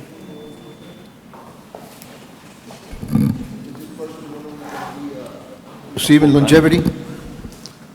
She's going to be working regular part-time. Right, but no longer receiving longevity. I don't know if they receive longevity or not, but they don't qualify for longevity, right? I can't. No, they still have the benefits of insurance. No, longevity. See, but in order to receive longevity, you have to be a full-time Doesn't have longevity. permanent employee. What? No. No, sir, she's not receiving longevity pay. Well, No, I just sir. want to make sure that if she is, That's right. this switch will change. What I wanted to address was the question of the salary. And I did receive a call this weekend about it, but I also want to address what was asked here today. The job description, or the job, is tied to a salary.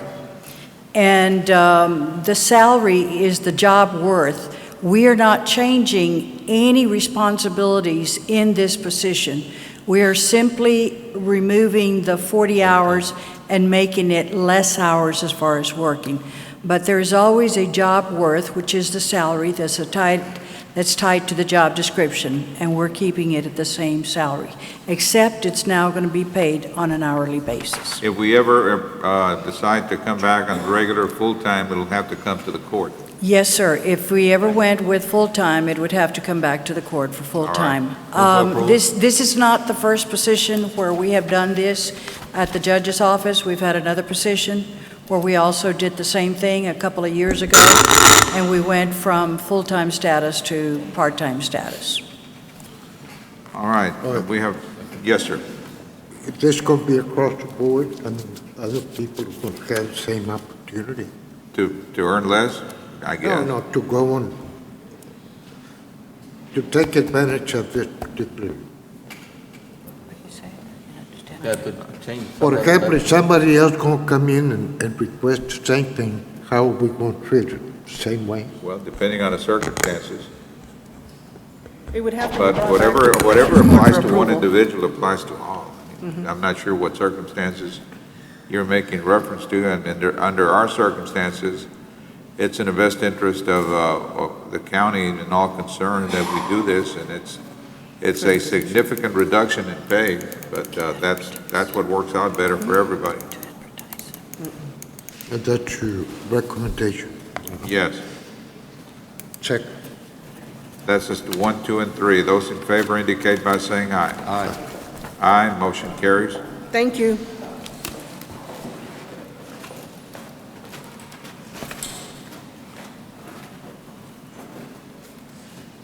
Item 11, Health Department. No action. Item 12, Emergency Management. Good morning, Judge, Commissioners. I have nothing to update other than we're still working forward. I will be sending an email updating the commission on after the meeting on Thursday, so. All right, you may need to, we'd like to invite the members of the court. We're having that hurricane conference, which will certainly impact our water shortage, but at the same time, we're having a conference on water shortage at the convention center, and that's going to be when, Thursday? That's going to be Thursday from 10 to 1 o'clock. We've invited city leaders, city managers, the irrigation district directors, and the drinking water providers. And we have pretty good, I think up to now, we have about 62 confirms. So it should be an interesting meeting. Texas Water Development Board will be talking about funding capabilities. And the Rio Grande Regional Water Authority will be talking about how impactful it would be to work as a region as opposed to everybody separately. I think it'll be a really good, informative meeting for everybody. All right. I've been attending some of the meetings, Judge, so I plan to be there. Do we have a notice, do we need to post an agenda? If there's a quorum, you do. Yeah, we had planned to do that, but the RSVPs that we got back were mainly chiefs of staff. So we were, I can still do it. We still have time, I believe, right? We still.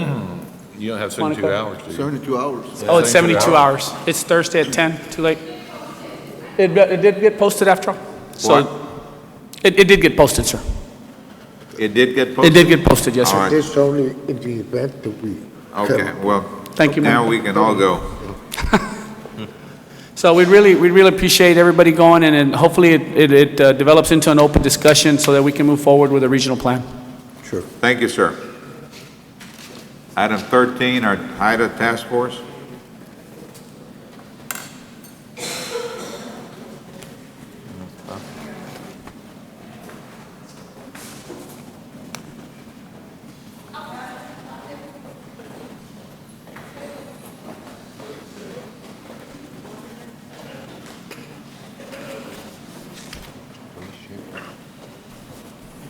Morning, Judge. On item 13A is authorization, approval, and execution of the service agreement, upgrading the internet service for the Hidalgo County HIDA Task Force with the Time Warner cable. What are we buying from there? I think they're just upgrading the service. Okay. I need a motion to approve. That's on 13A? 13A, yes, sir. Yeah. Move for approval. Second. Those in favor indicate by saying aye. Aye. Aye, motion carries. Item 13B is approval to process the following claims with authority for the county treasurer to issue payment after review and auditing procedures have been completed by the county auditor. Is for invoice number 5182 in the amount of $2,448 to the South Padre Boatyard. If I can have approval. Second. All right. Again, what is, I believe this has to do with a seizure. with a what? A seizure? Oh, a seizure. All right. Those in favor indicate by saying aye. Aye. Aye, motion carries. Thank you. Item 14, Urban County. Good morning, Judge Commissioners. Our first item on the agenda today is a public hearing regarding the 2013-2014 one-year action plan and the five-year consolidated plan for years 26 and 30, which is from 2013 to 2018. I'd like to start by saying, Judge, that as of today, we do not have any idea what our allocation is going to be. We are, however, planning for a 5% reduction from last year. We expect to hear from the federal government sometime later this month to let us know exactly what the allocation will be. We currently have planned for CDBG to be at $7,322,222. Under the home program, we expect $1,585,892. And under the ESG program, we expect $628,449. We have a draft copy of the annual plan that identifies all of the activities that the cities and the precincts want to fund as soon as the funding becomes available. And we expect that we are going to submit this final action plan to HUD on or before May 15th, which is next Tuesday. I know This that time, we're going to convene a public hearing. Yes, please. Regarding the 2013-2014 Hidalgo County Urban County Programs One-Year Action Plan and the Five-Year Consolidated Plan for 2013 to 2018. Anyone desiring to make any comments about this issue, please step forward. I believe we do have a gentleman in the audience who would like to comment regarding the use of home funds. I did receive 2 letters from the public requesting that the program set aside funding for contribution or matching funds or loans to the low-income housing tax credit projects. To the what? Low-income housing tax credit projects. One of the projects that Mr. Lopez has been working on. We currently do not have any money set aside for these contributions to these projects. Normally, an applicant will obtain additional points or credits from the state when there is a contribution of home money. So if Mr. Lopez would step up to give us his comments.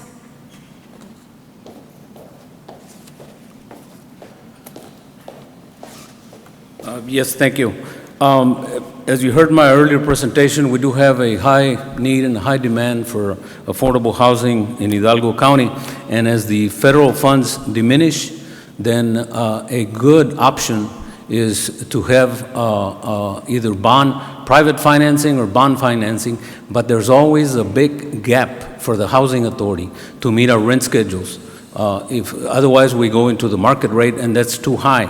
To meet those rate schedules, a good source of leveraging are the home funds, and I request that be part of the annual plan, and I do support the annual plan as publicized. But we do have that need. Thank you. Thank you, sir. Nothing else? Anybody else have any comments?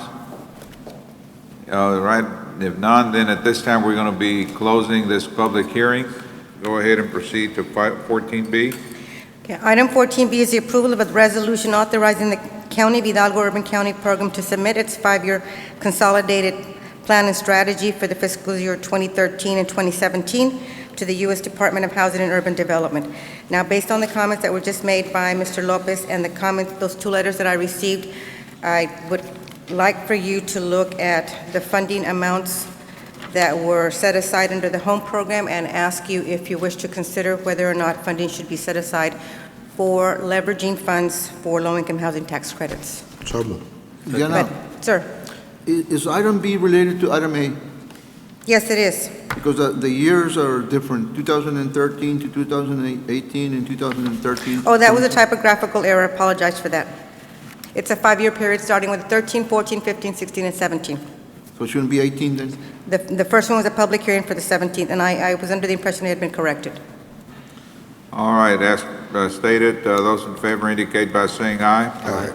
Aye, motion carries. Would the court like to direct me as to how much money they'd like to set aside for funding, or whether you wish to just keep the plan as it is, considering the comments that were just made?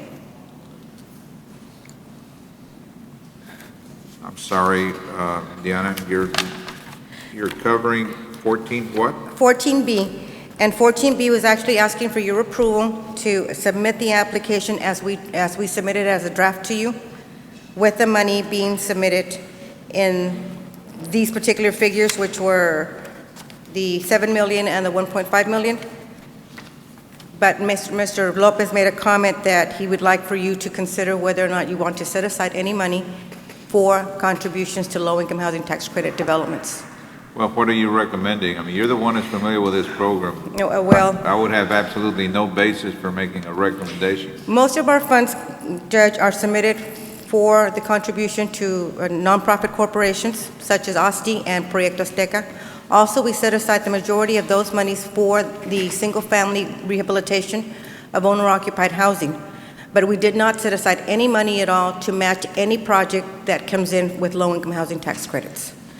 That would depend on whether or not the county wished to just continue funding single-family housing, or whether you would like to provide some support to those activities where they're bringing in rental housing.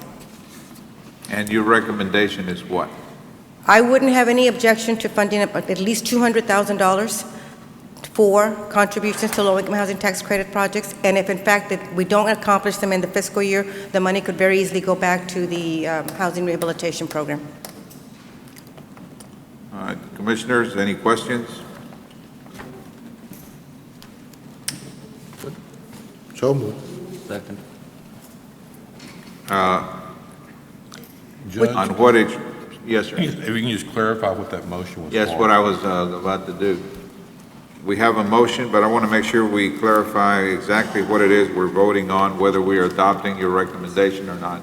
Why don't you state what the motion as you see it should be, Diana? I would recommend the approval of the resolution authorizing the County of Hidalgo to submit its 5-year consolidated plan to the U.S. Department of Housing and Urban Development with the, let me go back to look to the activity.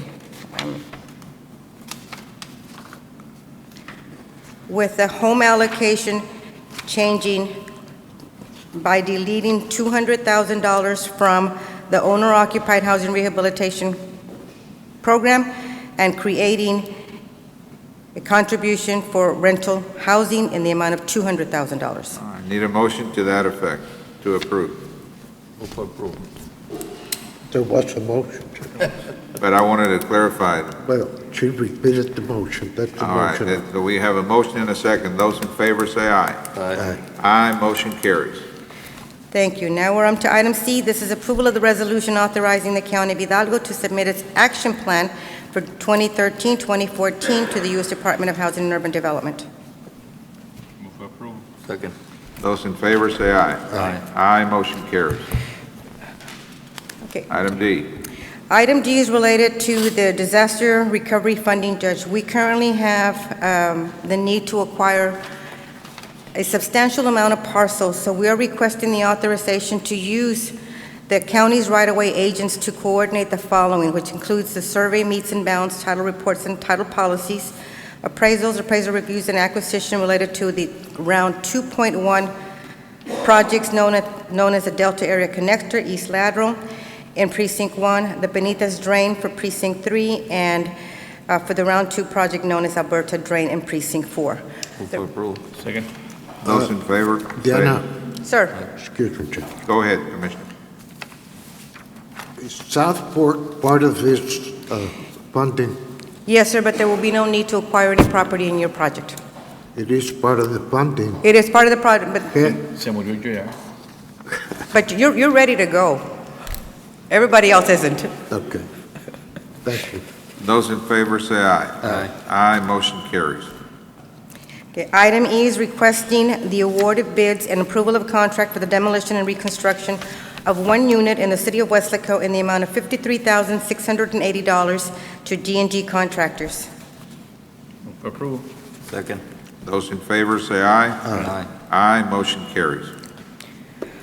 F is the approval of a best and final negotiated contract for professional appraisal services with Leonel Garza Jr. and Associates in the amount of $200,000 each for an estimated total of parcels of 50, and this will be utilizing the Texas General Land Office Fund for round 2.1 for the Delta Area Connector in Precinct 1.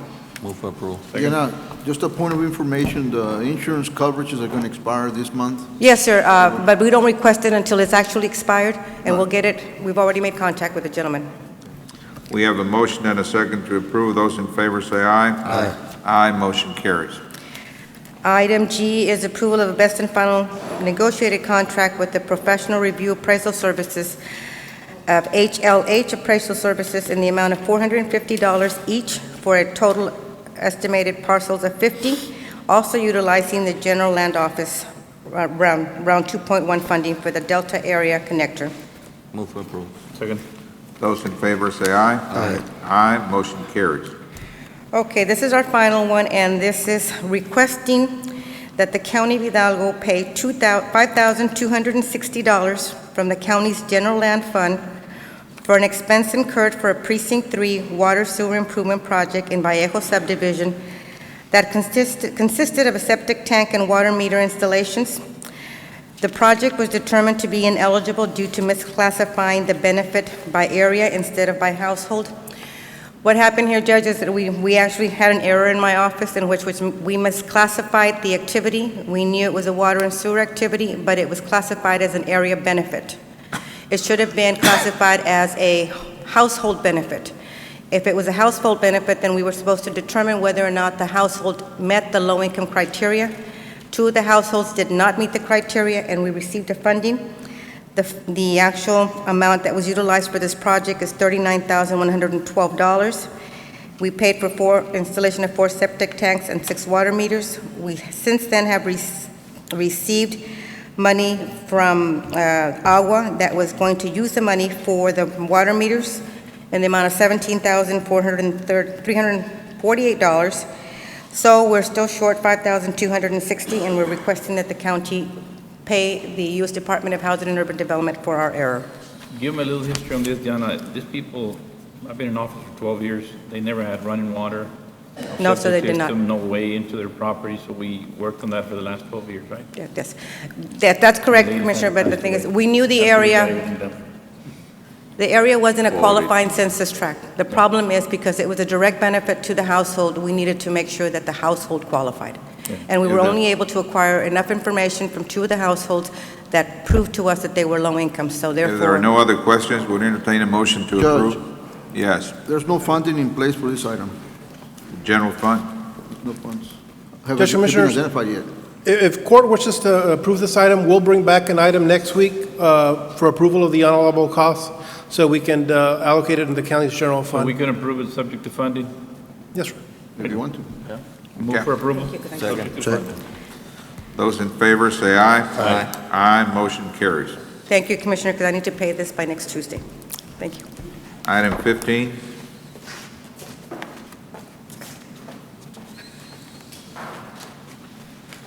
Good any morning. problems in the elections?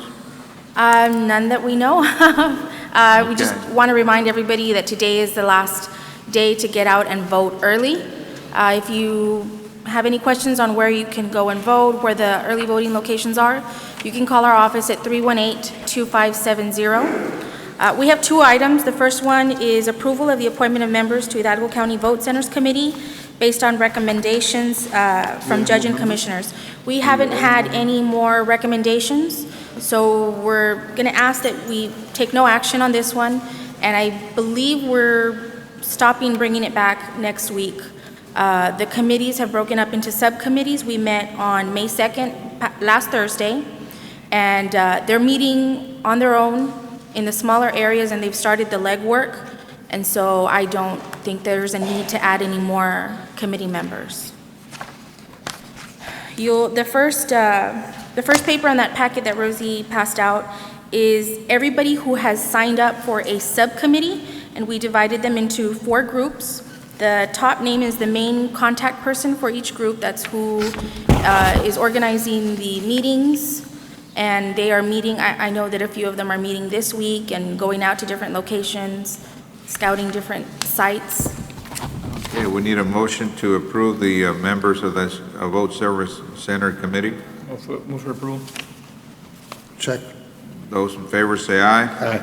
Aye, motion carries. I did also want to say on the very third sheet, the very last one, there's deadlines that we've given the subcommittees, and so we hope to bring back on May 28th the approval of the sites that are recommended by the subcommittees. We will, of course, give you all the information on those sites beforehand. It's very time sensitive, and so we need to get it approved on that date here at court, or unless the date changes because there's a holiday that week, so that we can submit to the Secretary of State and the Department of Justice. So which are the new members on this listing you were saying? I'm sorry?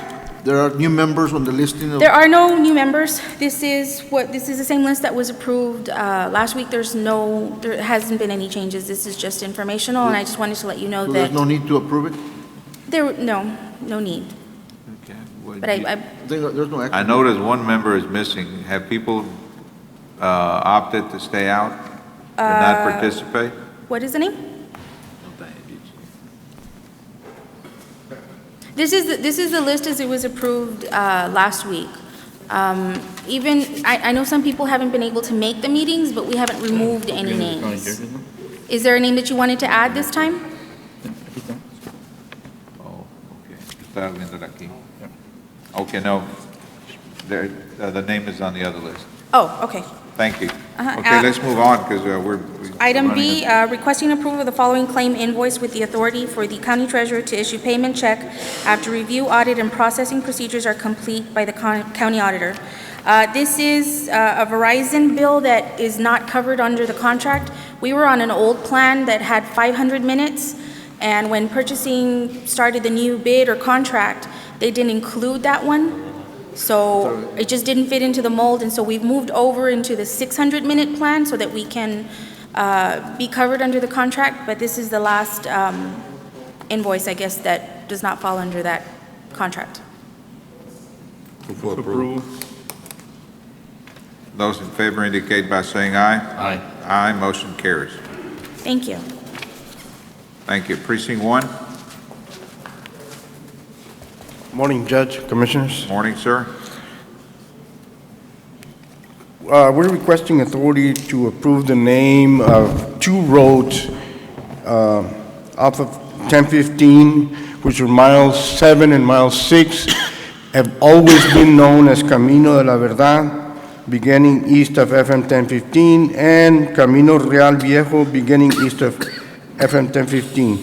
Now, these roads, half of these roads are in the city of Mercedes. They took care of making the name changes years ago. However, the county never did change the names on the other half miles. All right. But, And Need a second? 911 and everybody. yes, actually, they're recommending that we do this, and the Postal Service. Move for second. Those in favor, say aye. Aye. Aye, motion carries. Item B has been taken care of. Item C is the approval of an interlocal cooperation agreement with the city of Progreso for the capture of stray animals within the city of Progreso. Move for approval. Second. What are they doing that's different? They don't have, they will be paying for the shelter, animal shelter. And the However, they animals are don't, going to be taken to Westaco, or are they going to be taken to the Palm Valley Humane Society? well, this is where the county, whatever shelter the county's using, that's where we, They gotta be brought over. right. Palm Valley. Okay, those in favor, say aye. Aye. Aye, motion carries. Thank you. Item 17, Precinct 2. Morning, Judge, Commissioners. Precinct 2, item 17A, this is the item 1 and 2 together, requesting approval to enter an interlocal agreement. That's number 1. And number 2, it's We're requesting approval of an interlocal cooperation agreement between the City of Alamo, City of San Juan, and the County of Hidalgo for the reconstruction of Ridge Road project. The limits are from South Cesar to, actually, the interlocal says Alamo Road. I think they have renamed the road since to Rudy Villarreal, but it's, the interlocal is Alamo Road, so we do want to use the caption South Cesar Chavez Road to Alamo Road on this interlocal. Move for approval. Second. Those in favor say aye. Aye. Aye, motion carries. Thank you, sir. Thank you, sir. Precinct 3, Mr. Villarreal. Good morning, Judge, Commissioners. Morning, sir. Item 18A, approval of 2013 interdepartmental transfer from CO 2010 and A and B, Precinct 3, Administration Facility Building to COs 2010 A and B, Precinct 3, to Mile 2 North, Moorfield to La Homa in the amount of $42,256.26. Move for approval. Second. Those in favor say aye. Aye. Aye, motion carries. Item 2, approval of 2013 interdepartmental transfer from Precinct 3 road maintenance to Precinct 3 Mile 2 North project in the amount of $12,514.64. Move for approval. Second. Those in favor say aye. Aye. Aye, motion carries. Thank you. Thank you, sir. Item 19, our budget office. Item 19A1, City of Cruz Department of Budget Management. Item 19A1 is approval of 2013 appropriation of funds for the Ridge Road project, Program 89, in the total amount of $180,000. The limits, again, are also from South Cesar Chavez to South Alamo Road. Those in favor say aye. Aye. Aye, motion carries. Thank you. Purchasing, item 20. Good morning, Judge Commissioners. Our first item is 20A1 and 2, nothing to report. Our next item is item 3, acceptance and approval of intergovernmental agreement in between Hidalgo County and Appraisal District in connection with the participation of the self-funded health insurance program, stop-loss insurance, life AD&D insurance, voluntary products, limited, however, as to dental and vision insurance, including execution of the document. Any questions? Move for approval. Second. Those in favor say aye. Aye. Aye, motion carries. Item 4A is presentation of the approved Hidalgo County Professional Pool of Engineer for the purposes of nominating at least 3 firms in order to score, evaluate, rank, negotiate, and engage an engineering firm in connection with the on-call project for MPO and Hidalgo County RMA traffic studies, etc. I need at least 3 nominated firms from I the nominate LNG. And I nominate Tetsi. TEDSI. Okay. I need 1 more. Commissioner, Cortran Engineering is another one. LNG and Tetsi. And Cortran.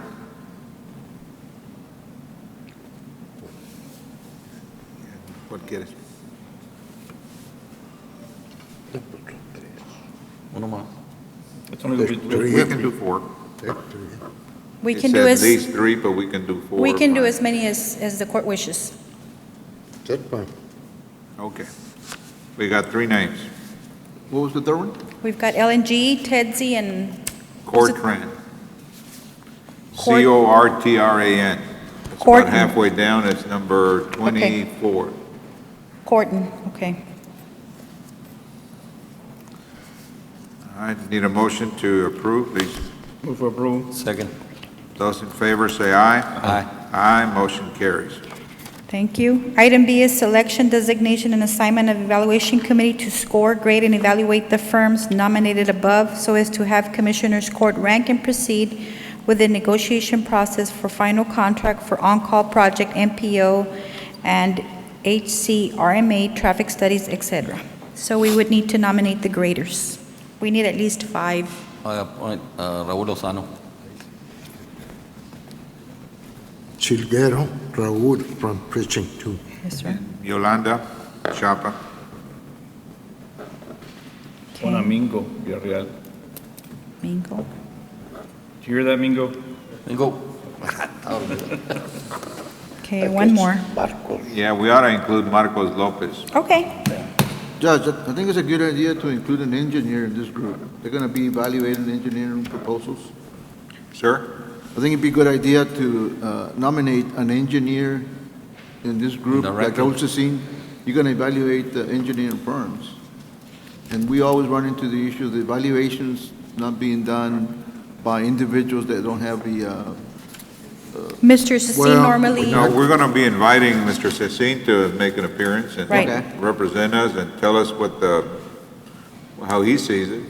Be a consultant or... Yeah, Raul has been participating in Right. negotiations. and Mr. Cecin has normally been participating in all our negotiation processes when it comes to these types of engineering or motion? architectural contracts. An auditor. No, an engineer, because you're going to be a... Those in favor say aye. Aye. Aye, motion carries. Item number 5A is acceptance and approval to amend the sole source declaration with the Library Corporation as previously approved by Commissioners Court on February 16, 2010, for the following additional and approved August 24, 2010, allowing for services to be rendered effectively and efficiently to the Hidalgo County Library Services, including the purchase of any future hardware, software, maintenance, technical support, updated licenses, and other pertinent and related services throughout the term of the life of the equipment, the software, the hardware, the maintenance support in place. I'm requesting approval. Second. Those in favor say aye. Aye. Aye, motion carries.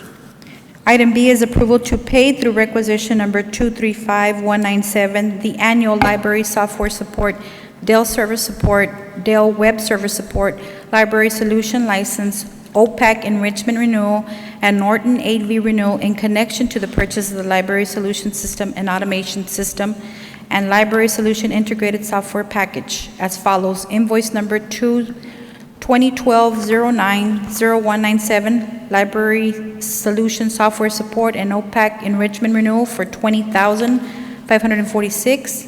Invoice number 2012-12-2492 for Norton AV renewal in the amount of $290. And there is a correction on the invoice number. The final one is 2013-020-173 to Dell Server Support, Dell Web Server Support Library Solution in the amount of $6,365. Move for approval. Second. Those in favor say aye. Aye. Aye, motion carries. Thank you. Final, next item is item A, pursuant to Texas Local Government Code, Section 263.151, discussion and approval to declare a surplus as detailed in Exhibit A, including establishing a total fair market value in the amount of $874,424. Has legal had a chance to review this document? Darlene? No. What are we talking, I don't have an Exhibit A, but what kind of properties are we talking about? There's some vehicles and some heavy equipment. Oh, okay. They're going to auction? Excuse me? They're going to go to auction? No, we're going to sell them to the Drainage District. Oh, okay, the transfers. Yes. Move for approval. That's the one, the fair market value from the drainage to precinct. Okay. Judge, the concern that we had was that there was no agreement attached and also no legal review. Well, the only action here is declaring it a surplus under A. All right, we Under have a item A. motion. We have a motion to approve to I'm sorry. declare it a surplus. Items listed on Exhibit A. Need a second? Second. I guess I had a motion, but. Right. Need a second? Second. Those in favor say aye. Aye. Aye, motion carries. Item B is acceptance and approval of Hidalgo County Commissioners Court evidence by an order which is attached, authorizing the sale of certain personal property described in the attachments to the Hidalgo County Drainage District Number 1 for the amount approved as the fair market value. Move for approval. Thank you. Those in favor say aye. Aye. Aye, motion carries. Thank you. Item C is requesting authority to remove the said assets listed in Exhibit A attached here too from Hidalgo County inventory list after finalizing the sale of the equipment to Drainage District Number 1. Move for approval. Second. Those in favor say aye. Aye. Aye, motion carries. Item number 7 is requesting approval of the AIA agreement for professional architectural services between Hidalgo County and ERO Architects as approved for negotiation on March 5th, 13, in connection with the construction of the Precinct 2 new field operations shop. I'm sorry, I misspoke earlier. This is the item that I had a question on. The agreement that was not attached, and also the legal review was not attached. This is subject to the final legal review. We're just requesting approval. So the agreement was attached to the... What do you mean agenda final? Yes, we just submitted it again this morning. item? Okay. Okay? Move for approval. Second. Those in favor say aye. Aye. Aye, motion carries. Item B1 for Precinct 3 is acceptance and approval to execute an agreement for the provision of professional surveying services at the Peñitas landfill projects with Hinojosa Engineering is authorized and approved for negotiation by Commissioners Court on March 20th, 2013. Move for approval. Second. Motion is second. All those in favor say aye. Aye. Opposed, motion carries. Thank you. Item B2 is requesting approval of supplemental agreement number 1 to work authorization number 1, an increase in the amount of $54,770.90 for current contract with LNG Consulting Engineers for the Mile 2 Road project from Inspiration Road West to State Highway 364 La Homa Road for Precinct 3. Move for approval. Second. Motion is second. All those in favor say aye. Aye. Opposed, motion carries. Item C1 is approval of an exemption on the provision under paragraph number 2 in connection to the existing professional engineering services agreement, C-12-122-0612, with LNG Engineering Laboratories for on-call construction materials testing as it relates to the following language. The laboratory will not begin to work or incur costs until authorized in writing by Hidalgo County with each work authorization, and thus requiring the issuance of a PO prior to commencement of any work. And since in the amount of $5,647 to include the payment of all invoices in connection with work authorization 2 and PO identified herein. Move for approval. Second. Motion is second. All those in favor say aye. Aye.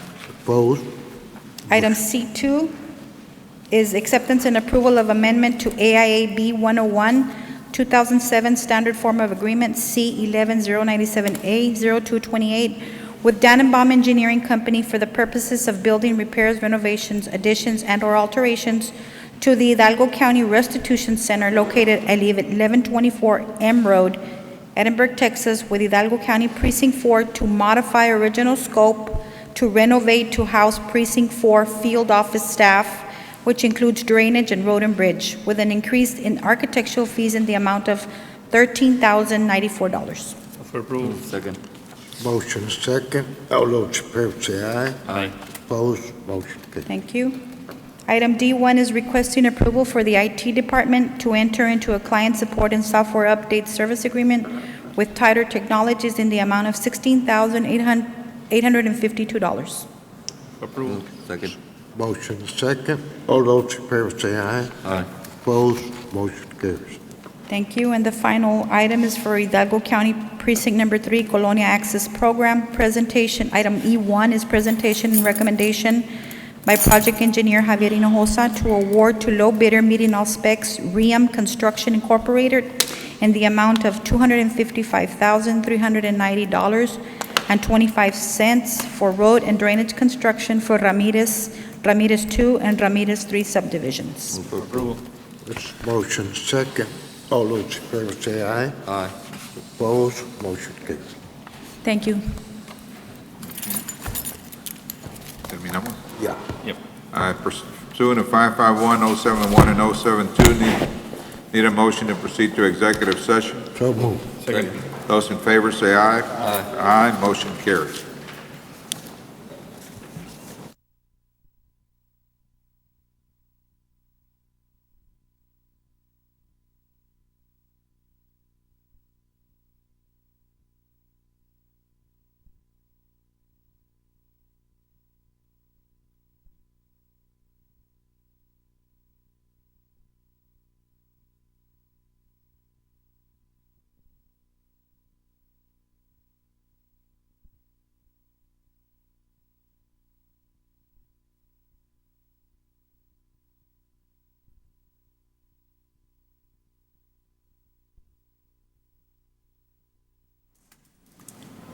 Under open session, item 22A, real estate, no action. 22B, pending potential litigation, no action. 22C, civil action, 712 CV 00502, Carla Davis versus Hidalgo County, Texas, in the United States District Court for the Southern District, Texas, McAllen Division. Judge Commissioners, just for disclosure purposes, we will be having a mediation on the 29th of this month with respect to this case. Again, with respect to disclosure, we will be attending a mediation and try to settlement of this case. 22D, claim of Odette Prado. Judge Commissioners, I'd like Settlement Authority to make an offer in the amount of $842.92. Move for approval. Second. Those in favor say aye. Aye. Aye, motion carries. 22E, claim of Daniel Silva. Judge Commissioners, I'd like Settlement Authority to make an offer in the amount of $3,700. Second. Those in favor indicate by saying aye. Aye. Aye, motion carries. Item 22F, claim of Ernesto Hernandez and Angelica Hernandez. Judge Commissioners, I would like court action for us to tender the dollar amount left within our self-insured retention to our auto liability carrier. Move for approval. Those in favor say aye. Aye. Aye, motion carries. And that is all that I have at this time, Judge. I need a motion to adjourn. Move for approval. Those in favor say aye. Aye. Aye, motion carries. The meeting is now adjourned. Thank you, gentlemen. ¿Qué pasó?